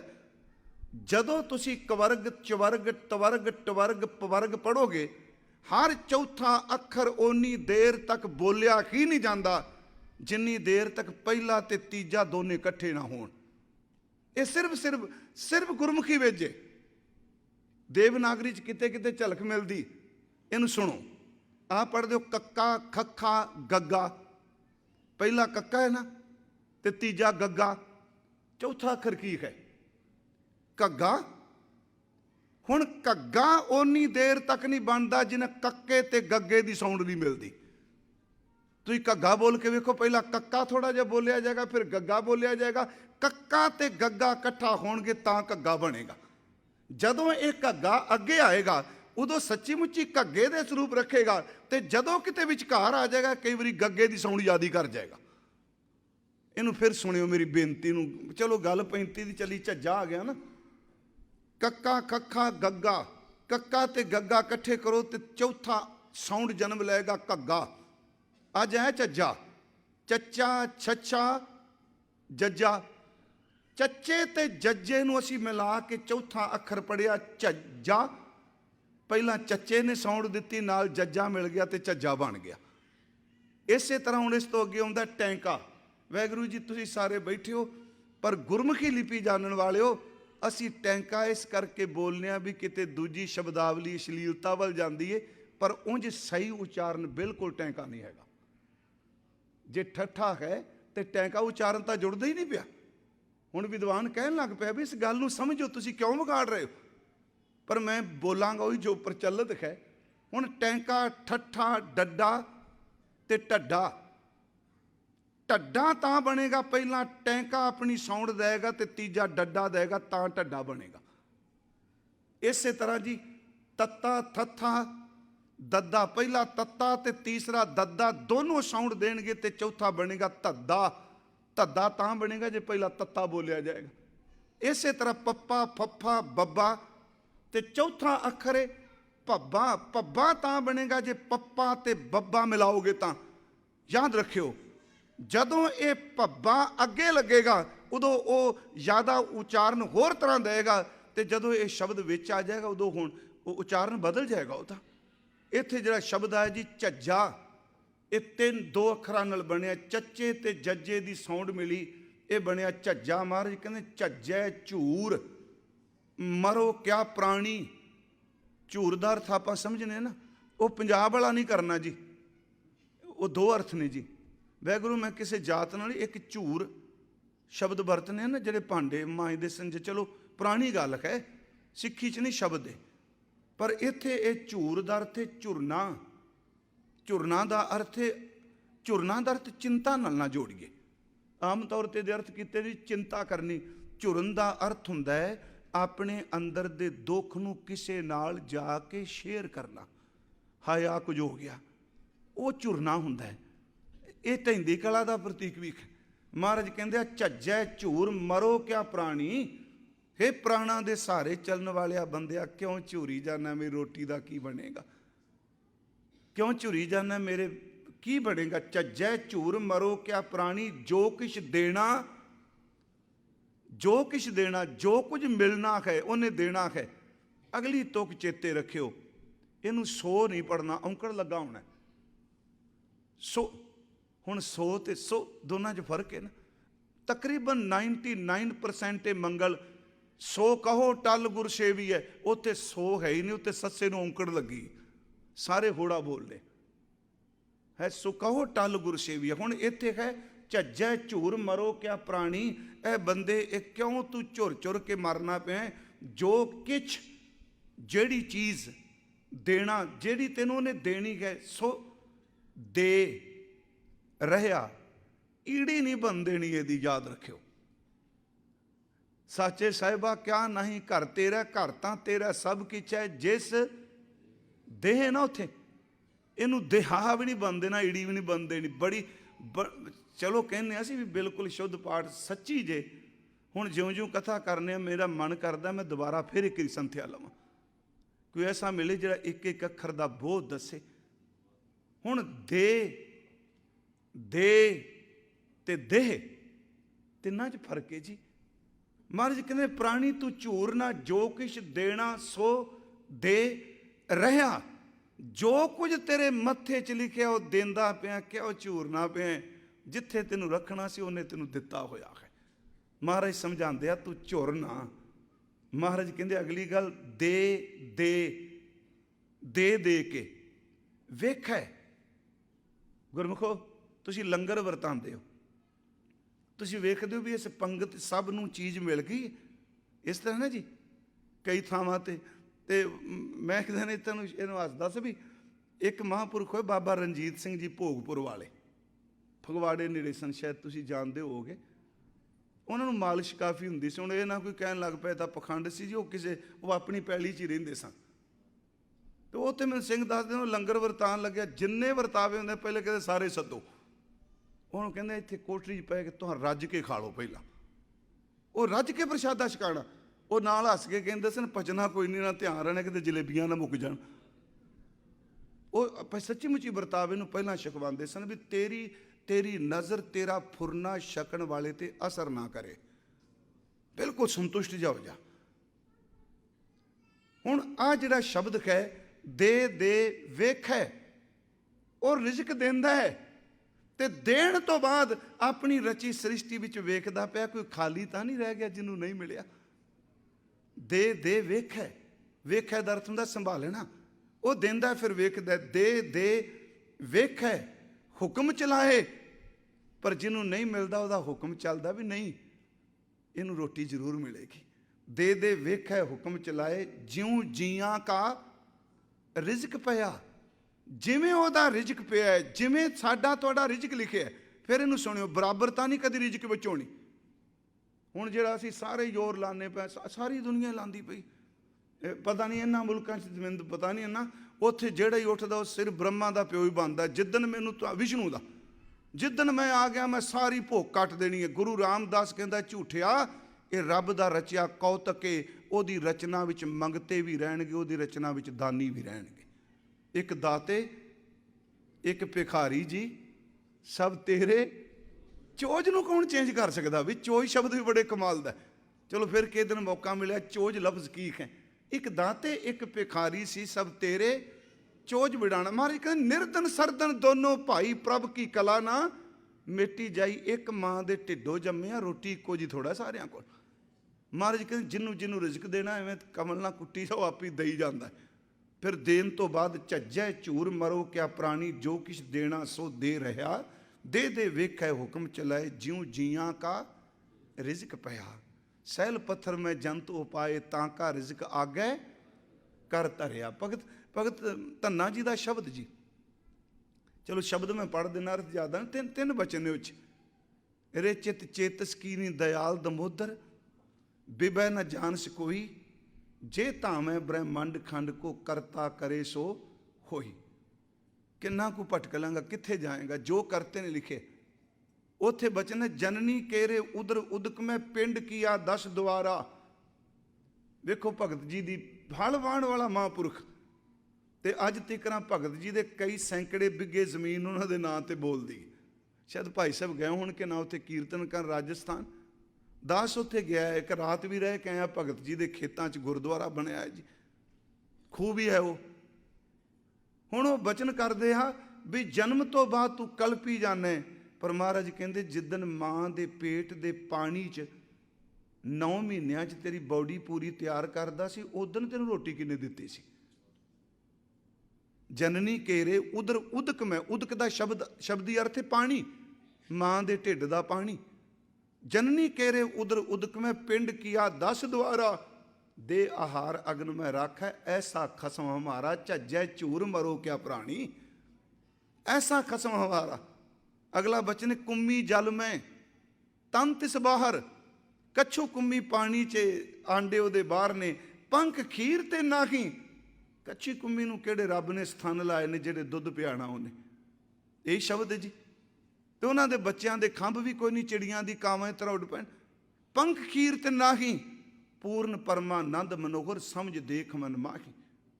ਉਹਨੂੰ ਸੁਰਤ ਨਾਲ ਮਾਂ ਭੋਜਨ ਦਿੰਦੀ ਹੈ, ਧਿਆਨ ਨਾਲ ਦਿੰਦੀ ਹੈ ਜੀ। ਤੀਸਰਾ ਬਚਨ ਹੈ ਪਾਖਣ ਕੀਟ ਗੁਪਤ ਹੋਏ ਰਹਿਤਾ, ਪੱਥਰ ਦਾ ਕੀੜਾ ਗੁਪਤ ਹੈ, ਤਾਂ ਚੋ ਮਾਰਗ ਨਾਹੀ। ਉਹਦੇ 'ਚ ਤੇ ਹਵਾ ਵੀ ਕੋਈ ਨਹੀਂ ਜਾਂਦੀ ਪਈ। ਤਾਂ ਚੋ ਮਾਰਗ ਨਾਹੀ, ਕਹਿ ਧੰਨਾ ਪੂਰਨ ਤਾਹੂ ਕੋ ਮਤ ਰੇ ਜੀ ਡਰਾਹੀ, ਝੱਜੈ ਝੂਰ ਮਰੋ ਕਿਆ ਪ੍ਰਾਣੀ, ਮਤ ਰੇ ਜੀ ਡਰਾਹੀ। ਮਹਾਰਾਜ ਕਹਿੰਦੇ ਜੋ ਕੁਝ ਦੇਣਾ ਉਹਨੇ ਦਿੱਤਾ ਹੈ, ਦੇ ਕੇ ਵੇਖ ਰਿਹਾ। ਅੱਗੇ ਫਿਰ ਮਹਾਰਾਜ ਬਚਨ ਕਰਦੇ ਆ ਕਿ ਭਾਈ ਨਿਆਂ, ਇਹ ਪਾਠ ਆ ਗਿਆ ਨਿਆਂ। ਪਹਿਲਾ ਸੀ ਝੱਜਾ। ਇਹ ਬੜੇ ਦੋ ਕੁ ਪਾਠ ਬੜੇ ਔਖੇ ਨੇ ਜੀ। ਨੰਗਾ ਨਿਆਂ। ਫਿਰ ਮੈਂ ਬੇਨਤੀ ਕਰਾਂ, ਨਿਆਂ ਨਦਰ ਕਰੇ ਜਾਂ ਦੇਖਾਂ। ਨਿਆਂ ਅੱਖਰ ਰਾਹੀਂ ਮਹਾਰਾਜ ਕਹਿੰਦੇ ਆ ਵੈਗੁਰੂ ਤੈਨੂੰ ਵੇਖਣ ਵਾਸਤੇ ਵੀ ਤੇਰੀ ਨਜ਼ਰ ਹੀ ਚਾਹੀਦੀ ਹੈ। ਨਿਆਂ ਨਦਰ ਕਰੇ ਤਾਂ ਦੇਖਾਂ, ਦੂਜਾ ਕੋਈ ਨਾਹੀ, ਸੱਚੀ ਮੁੱਚੀ ਤੇਰੇ ਤੋਂ ਬਿਨਾ ਤੈਨੂੰ ਕੋਈ ਨਹੀਂ ਵਿਖਾ ਸਕਦਾ। ਫਿਰ ਬੇਨਤੀ, ਤੇਰੀ ਬਖਸ਼ਿਸ਼ ਹੋਵੇਗੀ ਤੇ ਤੈਨੂੰ ਦੇਖਾਂਗਾ, ਤੇਰੀ ਨਜ਼ਰ ਤੋਂ ਬਿਨਾ ਤੇਰੇ ਦਰਸ਼ਨ ਕਿੱਥੇ ਕਰ ਲੈਣੇ? ਮੇਰੇ ਕੋਲ ਇੰਨੀ ਸਮਰੱਥਾ ਹੀ ਨਹੀਂ। ਮਹਾਰਾਜ ਕਹਿੰਦੇ ਨਿਆਂ ਨਦਰ ਕਰੇ ਤਾਂ ਦੇਖਾਂ, ਦੂਜਾ ਕੋਈ ਨਾਹੀ। ਕੋਈ ਦੂਜਾ ਨਹੀਂ ਜਿਹੜਾ ਕਹਿ ਲਿਆ ਮੈਂ ਤੈਨੂੰ ਰੱਬ ਦਿਖਾ ਦੇਣਾ। ਬੜੇ ਬੜੇ ਹੁੰਦੇ ਨੇ ਰੱਬ ਦਿਖਾਉਣ ਵਾਲੇ ਨਾ। ਮਹਾਰਾਜ ਕਹਿੰਦੇ ਜੇ ਤੇਰੀ ਬਖਸ਼ਿਸ਼ ਹੋਵੇ, ਜਿਸ ਨੂੰ ਤੂੰ ਜਾਣ ਆਹੇ ਸੋਈ ਜਨ ਜਾਣੈ, ਹਰ ਗੁਣ ਸਦ ਹੀ ਆਖ ਵਿਖਾਣੈ। ਨਿਆਂ ਨਦਰ ਕਰੇ ਜਾਂ ਦੇਖਾ, ਦੂਜਾ ਕੋਈ ਨਾਹੀ, ਏਕੋ ਰੱਬ ਰਹਾ ਸਭ ਥਾਈਂ। ਤੂੰ ਦਿਖਾਵੇਂ ਤਾਂ ਸਮਝ ਪੈਂਦੀ ਵੀ ਇੱਕ ਸਾਰੀਆਂ ਥਾਵਾਂ ਤੇ ਸਮਾਇਆ ਹੋਇਆ ਹੈ। ਇੱਕ ਪਰ ਸਾਰੀਆਂ ਥਾਵਾਂ ਤੇ ਵੀ। ਇੱਕ ਵਾਰ ਇਹ ਵੀ ਅਰਜ਼ ਕੀਤੀ ਸੀ, ਇੱਕ ਹੋ ਕੇ ਅਨੇਕਤਾ ਵਿੱਚ ਰਹਿੰਦਾ ਹੈ, ਅਨੇਕਤਾ ਵਿੱਚ ਹੋ ਕੇ ਫਿਰ ਵੀ ਏਕਤਾ ਉਹਨੂੰ ਛੱਡਦਾ ਨਹੀਂ। फिर बिनती, एक हो के अनेकां च अनेकां हो के फिर इकल्ले दा कल्ला। बाजीगर जैसे बाजी पाई, नाना रूप एक दिखलाई, सांग उतार थम्यो पसारा, तब एको एक अंकारा। समझण लई एक उदाहरण लवो। एक चंद्रमा आसमान ते जी पूर्णमाशी दा, ते दूजा झीलां विच भी। महाराज ने ते शब्द वरत्या घड़े, कि करोड़ां घड़े पानी दे भर लो। हुण रात नूं जदों चंद्रमा निकले, घड़ियां दे ढक्कण चपणियां चुक दिओ, ते जदों उत्ते देखोगे एक, ते थल्ले वेखोगे करोड़ां घड़ियां च। ਉਹ ਕਰੋੜਾਂ ਘੜਿਆਂ 'ਚ ਵਰਤਦਾ ਹੋਇਆ ਵੀ ਫਿਰ ਨਿਰਲੇਪ ਇੱਕ ਦਾ ਇੱਕ। ਇਹ ਉਦਾਹਰਨ ਸਮਝਣ ਲਈ ਹੈ। ਜਿਹੜਾ ਉੱਤੇ ਹੈ ਉਹ ਘੜੇ ਵਿੱਚ ਦਿਸਦਾ ਪਿਆ ਹੈ, ਪਰ ਜਿਹੜਾ ਘੜੇ ਵਿੱਚ ਦਿਸਦਾ ਪਿਆ ਉਹਨੂੰ ਉੱਤੇ ਵਾਲੇ ਨੂੰ ਪਾਣੀ ਅਸਰ ਕੋਈ ਨਹੀਂ ਕਰਦਾ ਪਿਆ। ਇਹ ਸਿਰ ਮੈਂ ਅਰਜ਼ ਕੀਤੀ, ਫਿਰ ਵੀ ਉਦਾਹਰਨ ਪੂਰੀ ਨਹੀਂ ਟੁਕੇਗੀ। ਉਹਨੂੰ ਉਹਦੇ ਤੇ ਪਾਣੀ ਕੁਝ ਨਹੀਂ ਅਸਰ ਕਰ ਰਿਹਾ। ਮਹਾਰਾਜ ਕਹਿੰਦੇ ਆ, ਭਾਈ ਸਿੱਖੋ, ਇੱਕ ਹੈ ਅਨੇਕਾਂ ਵਿੱਚ ਵਰਤਦਾ ਹੈ, ਅਨੇਕਾਂ ਵਿੱਚ ਵਰਤ ਕੇ ਜੀਵ ਕਲਪਦਾ। ਇਹਦੇ ਲਈ ਰੋਣਾ ਮਰਨਾ ਮਾਨ ਅਪਮਾਨ ਜਿਹੜਾ ਸਾਰਿਆਂ ਵਿੱਚ ਵਰਤਦਾ, ਉਹ ਫਿਰ ਚੰਦਰਮਾ ਦੀ ਤਰ੍ਹਾਂ ਕੱਲੇ ਦਾ ਕੱਲਾ ਰਹਿੰਦਾ, ਨਾ ਕਦੀ ਸਰੋਂਦਾ ਤੇ ਨਾ ਕਦੀ ਹੱਸਦਾ ਹੈ। ਇਹਨੂੰ ਮਹਾਰਾਜ ਕਹਿੰਦੇ ਆ, ਹੱਬ ਸਮਾਣੀ ਜੋਤ ਜਿਉਂ ਜਲ ਘਟਾਊ ਚੰਦਰਮਾ। ਜਿਵੇਂ ਚੰਦਰਮਾ ਸਾਰਿਆਂ ਘੜਿਆਂ। ਭਾਈ ਨੰਦ ਲਾਲ ਸਾਹਿਬ ਕਹਿੰਦੇ ਆ, ਦਿਲ ਅਗਰ ਦਾ ਨਾ ਬਵਦ ਅੰਦਰ ਕਨਾਰ ਯਾਰ ਹਸਤ। ਜੇ ਦਿਲ ਸਿਆਣਾ ਹੋਵੇਗਾ ਤੇ ਯਾਰ ਬੁੱਕਲ ਵਿੱਚ ਹੀ ਹੈ। ਚਸ਼ਮਗਰ ਬੀਨਾ ਬਵਦ ਹਰ ਤਰਫ ਦੀਦਾਰ ਹਸਤ। ਜੇ ਤੂੰ ਵੇਖਣ ਵਾਲੀ ਨਜ਼ਰ ਦੇ ਦੇ ਤੇ ਹਰ ਪਾਸੇ ਤੂੰ ਹੀ ਤੂੰ ਹੈ। ਜੈ ਜੈ ਪੇਖੋਂ ਤੈਂ ਹਜ਼ੂਰ, ਦੂਰ ਕਤੋ ਨਾ ਜਾਈ। ਰੱਬ ਰਿਹਾ ਸਰਬਤਰ ਮੈਂ ਮਨ ਸਦਾ ਤਿਆਹੀ। ਮਹਾਰਾਜ ਕਹਿੰਦੇ, ਜ਼ਮੀ ਤੂੰ ਹੀ, ਜ਼ਮਾ ਤੂੰ ਹੀ, ਮਕੀ ਤੂੰ ਹੀ, ਮਕਾ ਤੂੰ ਹੀ, ਅਭੂ ਤੂੰ ਹੀ, ਅਪੈ ਤੂੰ ਹੀ, ਅਛੂ ਤੂੰ ਹੀ, ਅਛੈ ਤੂੰ ਹੀ। ਇੱਕੋ ਹੀ ਰਵਿਆ ਹੈ, ਇੱਕੋ ਰੱਬ ਰਿਹਾ ਸਭ ਥਾਈਂ। ਤੇ ਅਗਲੀ ਗੱਲ ਮਹਾਰਾਜ ਕਹਿੰਦੇ ਨੇ, ਏਕ ਵਸਿਆ ਮਨ ਮਾਹੀ। ਜਿਹੜਾ ਰਵਿਆ ਉਹ ਵੀ ਮਨ 'ਚ ਵਸਿਆ ਹੈ। ਮੈਂ ਤਾਂ ਉਦਾਹਰਨ ਦਿੱਤੀ ਚੰਦਰਮਾ ਦੀ। ਇੱਕ ਵੀ ਹੈ, ਅਨੇਕ ਵੀ। ਜਿਹਨੂੰ ਜਾਪ ਸਾਹਿਬ 'ਚ ਆ ਪੜ੍ਹਦੇ ਹੋ, ਅਮਾਨ ਹੈ, ਨਿਧਾਨ ਹੈ, ਅਨੇਕ ਹੈ, ਫਿਰ ਏਕ ਹੈ। ਅਨੇਕ ਹੋ ਕੇ ਵੀ ਮਹਾਰਾਜ ਕਹਿੰਦੇ ਨੇ ਸਾਰੀਆਂ ਥਾਵਾਂ ਤੇ ਵਰਦਾ ਪਿਆ। ਇਸ ਤੋਂ ਅਗਲਾ ਬਚਨ ਮਹਾਰਾਜ ਕਹਿੰਦੇ ਆ, ਟਟੈ ਟੰਚ ਕਰੋ ਕਿਆ ਪ੍ਰਾਣੀ, ਘੜੀ ਕੇ ਮੋਹਤ ਕੇ ਉੱਠ ਚੱਲਣਾ। ਚਲੋ ਸ਼ਬਦ ਅਸੀਂ ਟੈਂਕੇ ਅੱਖਰ ਰਾਹੀਂ ਉਦਾਹਰਨ ਟਕਸਾਲ ਨੇ ਤਾਂ ਤੁਸੀਂ ਗੁਰਬਾਣੀ ਪਾਠ ਦਰਪਣ ਦਰਸ਼ਨ ਪੜ੍ਹਿਓ। ਬਾਬਾ ਗੁਰਬਚਨ ਸਿੰਘ ਜੀ ਉਹਨਾਂ ਨੇ ਬਕਾਇਦਾ ਅੱਧਕ ਲਾ ਕੇ ਕਹਿਦਾ ਪਾਠ ਉਸ ਤਰ੍ਹਾਂ ਹੀ ਕਰੋ। ਪਰ ਚਲੋ ਜੋ ਪ੍ਰਚਲਿਤ ਕੀਤਾ ਜਾ ਰਿਹਾ, ਟਟੈ ਟੰਚ ਕਰੋ ਕਿਆ ਪ੍ਰਾਣੀ। ਟਚਨ ਟੰਚ ਦਾ ਅਰਥ ਹੁੰਦਾ ਜੀ ਇੱਕ ਸ਼ਬਦ ਤੁਸੀਂ ਵਰਤਦੇ ਹੋ, ਇਹ ਮਾੜਾ ਨਹੀਂ, ਟੈਂਟਾ ਹੈ ਨਾ, ਇਹ ਟੰਚ ਹੋਈ ਜੇ। ਕਹਿੰਦੇ ਵੀ ਆਹ ਕੀ ਟੈਂਟਾ ਖੜਾ ਕਰਤਾ, ਇਹਦਾ ਖਲਜਗਣ, ਇਹ ਕੀ ਪਾ ਦਿੱਤਾ ਖਲਾਰਾ ਜਿਹਾ, ਸਿੱਧੇ ਅਰਥ। ਟਟੈ ਟੰਚ ਕਰੋ ਕਿਆ ਪ੍ਰਾਣੀ ਹੈ, ਪ੍ਰਾਣਾ ਦੇ ਸਹਾਰੇ ਚੱਲਣ ਵਾਲਿਆ ਕਾਹਦੇ ਖਲਾਰੇ ਪਾਈ ਬੈਠਾ ਹੈ। ਇਹ ਖਲਜਗਨ ਤੂੰ ਕਾਹਦਾ ਪਾਇਆ ਹੈ। ਟਟੈ ਟੰਚ ਕਰੋ ਕਿਆ ਪ੍ਰਾਣੀ, ਘੜੀ ਕੇ ਮੋਹਤ ਕੇ ਉੱਠ ਚੱਲਣਾ। ਇੰਨਾ ਖਲਾਰਾ ਪਾਈ ਬੈਠਾ ਹੈ, ਪਤਾ ਨਹੀਂ ਘੜੀ ਕੇ ਮੋਹਤ, ਇੱਕ ਥੋੜੇ ਜਿਹੇ ਮੂਰਤ, ਮੋਹਤ ਮੂਰਤ, ਮਹੂਰਤ ਸ਼ਬਦ ਵਰਤਾਂ। ਮਹਾਰਾਜ ਕਹਿੰਦੇ ਘੜੀ ਮੋਹਤ ਲੱਗਣਾ ਥੋੜੇ ਸਮੇਂ 'ਚ, ਬਸ ਤਿਆਰੀ ਹੈ ਚੱਲਣ ਦੀ। ਤੂੰ ਇੰਨਾ ਖਲਜਗਨ ਪਾਈ ਬੈਠਾ ਹੈ। ਜੁਵੈ ਜਨਮ ਨਾ ਹਾਰੋ ਆਪਣਾ। ਇਹਨੂੰ ਆਪਣਾ ਨਹੀਂ ਪੜ੍ਹਨਾ, ਕੰਨਾ ਨਹੀਂ ਬੋਲਣਾ, ਆਪਣਾ। ਆਪਣੇ ਜਨਮ ਨੂੰ ਜੁਵੇ 'ਚ ਨਾ ਹਾਰ, ਬੜਾ ਕੀਮਤੀ ਹੈ। ਟਟੈ ਟੰਚ ਕਰੋ ਕਿਆ ਪ੍ਰਾਣੀ, ਘੜੀ ਕੇ ਮੋਹਤ ਕੇ ਉੱਠ ਚੱਲਣਾ। ਜੁਵੈ ਜਨਮ ਨਾ ਵੀ ਨਹੀਂ, ਕੰਨਾ ਵੀ ਨਹੀਂ ਲੱਗਾ। ਨਾ ਹਾਰੋ ਆਪਣਾ, ਭਾਜ ਪੜੋ ਤੁਮ ਹਰ ਸ਼ਰਨਾ। ਤੂੰ ਭੱਜ ਕੇ ਰੱਬ ਦੀ ਸ਼ਰਨ 'ਚ ਪੈ ਜਾ। ਕਿਉਂ, ਕਿਹੜਾ ਖਲਜਗਨ ਪਾਈ ਬੈਠਾ, ਘੜੀ ਮੌਤ ਨੂੰ ਤੂੰ ਚੱਲ ਪੈਣਾ। ਇਹਨੂੰ ਇਉਂ ਸ਼ਬਦ ਕੇ ਸਮਝੋ ਜੀ। ਮਹਾਰਾਜ ਨੇ ਜਿਹੜਾ ਸ਼ਬਦ ਵਰਤਿਆ ਗੁਰੂ ਗ੍ਰੰਥ ਸਾਹਿਬ ਦੀ ਬਾਣੀ 'ਚ ਬੜੇ ਵਰਤੇ ਆ। ਜਿੰਨੀ ਚੱਲਣ ਜਾਣਿਆ ਸੇ ਕਿਉਂ ਕਰੈ ਵਿਥਾਰ। ਆਹ ਟੰਚ ਹੈ। ਚੱਲਣ ਸਾਰ ਨਾ ਜਾਣੀ ਕਾਜ ਸਵਾਰ ਨਖਾਰ। ਜਿਹਨੂੰ ਪਤਾ ਲੱਗ ਗਿਆ ਵੀ ਚੱਲਣਾ ਹੈ। ਮਾਰ ਕੰਡੇ ਤੇ ਕੋ ਅਧਕਾਈ, ਜਿਨ ਤ੍ਰਿਣ ਧਰ ਮੂੰਡ ਬਿਲਾਏ। ਮਾਰ ਕੰਡੇ ਤੋਂ ਵੱਧ ਕਿਸ ਦੀ ਉਮਰ, ਉਹ ਸਾਰੀ ਜ਼ਿੰਦਗੀ ਕਹਿੰਦੇ ਨੇ ਆਮ ਤੌਰ 'ਤੇ ਕਹਿੰਦੇ ਛਪਰੀ 'ਚ ਰਿਹਾ। ਪਰ ਜਦੋਂ ਤੁਸੀਂ ਉਹਨਾਂ ਦੀ ਹਿਸਟਰੀ ਪੜ੍ਹੋ, ਉਹ ਸਿਰ ਦੇ ਉੱਤੇ ਜਿਵੇਂ ਟੋਕਰੀ ਨਹੀਂ ਰੱਖੀ ਦੀ, ਇਸ ਤਰ੍ਹਾਂ ਥੋੜ੍ਹਾ ਜਿਹਾ ਘਾਹ ਰੱਖ ਕੇ ਤੁਰੇ ਰਹਿਣਾ ਸਰਦੀ ਗਰਮੀ ਤੋਂ ਬਚਣ ਲਈ। ਜੇ ਪੁੱਛਣਾ ਇੰਨੀ ਉਮਰ, ਕਹਿੰਦੇ ਤੇ ਜਾਂਦਿਆਂ ਪਤਾ ਥੋੜ੍ਹਾ ਲੱਗਣਾ ਕਦੋਂ ਇਹਨੇ ਚਲੀ ਜਾਣਾ। ਮਹਾਰਾਜ ਕਹਿੰਦੇ ਆ ਘੜੀ ਮੌਤ ਦੀ ਖੇਡ ਹੈ। ਤੇ ਸੱਚੀ ਜੀ ਵਾਹਿਗੁਰੂ ਜੀ ਜਿੱਦਣ ਖਲਾਰਾ ਸਮੇਟਣ ਤੇ ਉਹਨੇ ਆਉਣਾ ਹੈ ਨਾ, ਕਈ ਵਾਰੀ ਪ੍ਰੈਸ ਕੀਤੇ ਕੱਪੜੇ ਵੀ ਬੰਦਾ ਕੋਈ ਨਹੀਂ ਪਾਉਂਦਾ ਜੇ, ਅਸਲੀਅਤ ਇਹ। ਕਈ ਵਾਰੀ ਦਰਜੀ ਕੋਲ ਕੱਪੜੇ ਸੀਤੇ ਹੋਏ ਕਫਨ ਬਣ ਕੇ ਆ ਜਾਂਦੇ ਆ। ਮਹਾਰਾਜ ਕਹਿੰਦੇ ਤੂੰ ਕਿਉਂ ਇੰਨਾ ਕਲਪੀ ਜਾ ਰਿਹਾ ਹੈ, ਇੰਨਾ ਖਲਾਰਾ ਪਾਈ ਜਾ ਰਿਹਾ ਹੈ। ਇਹਨੂੰ ਗੁਰੂ ਗੋਬਿੰਦ ਸਿੰਘ ਜੀ ਦਾ ਇੱਕ ਬਚਨ ਨੇ, ਤਉ ਤਨ ਤਿਆਗਤ ਹੀ ਸੁਣ ਰੇ ਜੜ ਪ੍ਰੇਤ ਬਖਾਨ ਤੇਰੇ ਹੈ ਭੱਜ ਜੈ ਹੈ। ਭੌਣ ਭੰਡਾਰ ਧੜਾ ਗ ਜੇਤ ਛਾੜਤ ਪ੍ਰਾਣ ਬੇਗਾਨ ਕਹਿ ਹੈ 33 ਸਮਈਆਂ ਚ। ਤਉ ਤਨ ਤਿਆਗਤ ਹੀ ਸੁਣ ਰੇ ਜੜ ਪ੍ਰੇਤ ਬਖਾਨ ਤੇਰੇ ਹੈ ਭੱਜੈ ਹੈ। ਭੌਣ ਭੰਡਾਰ ਧੜਾ ਗੜ ਜੇਤਕ ਛਾੜਤ ਪ੍ਰਾਣ ਬੇਗਾਨ ਕਹਿ ਹੈ। ਪੁੱਤਰ ਕਲੱਤਰ ਸੁਮਿੱਤਰ ਸਖਾ, ਕਹਿੰਦੇ ਪੁੱਤਰ ਵੀ ਆ ਗਏ, ਇਸਤਰੀ ਵੀ, ਸਾਰੇ ਇਕੱਠੇ ਹੋ ਗਏ। ਇਹ ਬੇਗ ਨਕਾਰੋ ਆਇਸ ਦੇਖ ਹੈ। ਚਲੋ ਇੱਥੇ ਤੇ ਮੇਰਾ ਖਿਆਲ ਘਰ ਵੀ ਨਹੀਂ ਰੱਖਣ ਦਿੰਦੇ ਨਾ ਜੀ, ਸੱਚੀ ਜੀ। ਉਹ ਕਹਿੰਦੇ ਛੇਤੀ, ਹਕੀਕਤ ਮੈਂ ਤੁਹਾਨੂੰ ਸਾਈ ਦੱਸਾਂ, ਜਦੋਂ ਅੱਤ ਦਾ ਨਜ਼ਦੀਕੀ ਵੀ ਕੋਈ ਚਲਾ ਜਾਂਦਾ ਹੈ ਨਾ, ਬੰਦਾ ਮੋਹ ਦਾ ਬੱਦਾ ਰੋਂਦਾ, ਪਰ ਅੰਦਰੋਂ ਸ਼ਬਦ ਕਹਿੰਦਾ ਹੈ ਵੀ ਹੁਣ ਇਹਦਾ ਸੰਸਕਾਰ ਕਰ ਲਿਓ। ਸਾਹਮਣੇ ਪਏ ਇਹਨੂੰ ਵੇਖ ਕੇ ਘਰ ਦੇ ਜੀ ਰੋਈ ਜਾਂਦੇ ਆ, ਅੰਦਰ ਧੁਰ ਕਹਿੰਦਾ ਵੀ ਇਹਨੂੰ ਲੈ ਜਾਓ ਹੁਣ। ਮਹਾਰਾਜ ਜੀ ਪੁੱਤਰ ਕਲਿੱਤਰ ਸਮੱਤਰ ਸਖਾ, ਇਹ ਬੇਗ ਨਿਕਾਰੋ ਆਇਸ ਦੇਖ ਹੈ। ਚੇਤ ਰੇ ਚੇਤ ਅਚੇਤ ਮਹਾਪਸ਼, ਅੰਤ ਕੀ ਬਾਰ ਅਕੇਲੋ ਹੀ ਜਾਇ ਹੈ। ਅੰਤਲੇ ਸਮੇਂ ਇਕੱਲੇ ਤੁਰੇਗਾ, ਸੱਚੀ ਕਿਸੇ ਨੇ ਪੁੱਛਣਾ। ਆਹੀ ਗੱਲ ਬਾਬਾ ਜੀ ਨੇ ਦੁਨੀ ਚੰਦ ਦੀ ਡਿਉੜੀ 'ਚ ਬਹਿ ਕੇ ਕਹੀ ਸੀ।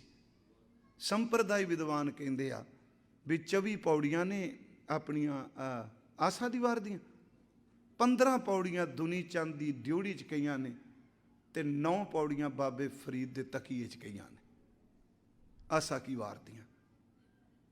ਕਿੰਨੇ ਝੰਡੇ ਉਹਦੇ, ਕਰੋੜੀਆ ਦੁਨੀ ਚੰਦ ਕਰੋੜੀਆ, ਕਿੰਨਾ ਕੋਲ ਉਹਦੇ ਕੋਲ ਹੈ। ਪਰ ਬਾਬਾ ਜੀ ਨੇ ਇੱਕੋ ਸੂਈ ਦਿੱਤੀ ਸੀ, ਕਿਉਂਕਿ ਦੁਨੀ ਚੰਦ ਦੂਜੀ ਗੱਲ ਹੀ ਨਹੀਂ ਸੁਣ ਰਿਹਾ।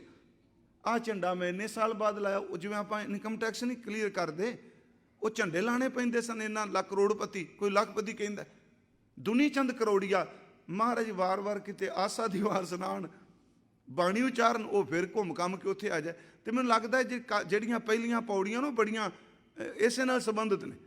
ਉਹਨੂੰ ਸਮਝਾਉਂਦੇ ਪਿਆ, ਵੱਡਾ ਹੋਵਾ ਦੁਨੀਦਾਰ ਗਲ ਸੰਗਲ ਘੱਤ ਚਲਾਇਆ। ਇਹ ਪਹਿਲੀਆਂ ਪੌੜੀਆਂ ਨੇ, ਕੱਪੜ ਰੂਪ ਸੁਹਾਵਣਾ ਛੜ ਦੁਨੀਆ ਅੰਦਰ ਜਾਵਣਾ। ਉਹ ਜਦੋਂ ਨਾ ਸਮਝਿਆ, ਮਹਾਰਾਜ ਨੇ ਕਿਹਾ ਵੀ ਅੱਜ ਨਹੀਂ ਇਹਨੇ ਸਮਝਣਾ।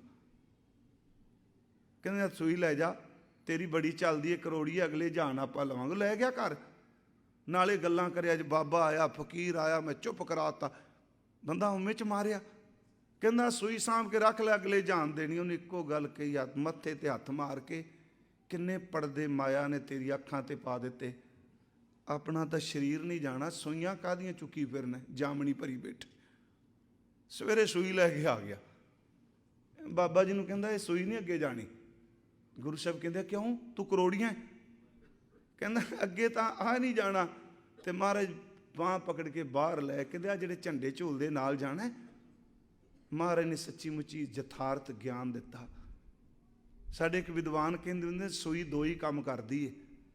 ਇੱਕ ਪਾਸਿਓਂ ਤਿੱਖੀ ਹੁੰਦੀ ਹੈ, ਪਿੱਛੋਂ ਪਾਸਿਓਂ ਧਾਗਾ ਪਾਉਂਦੇ ਆ।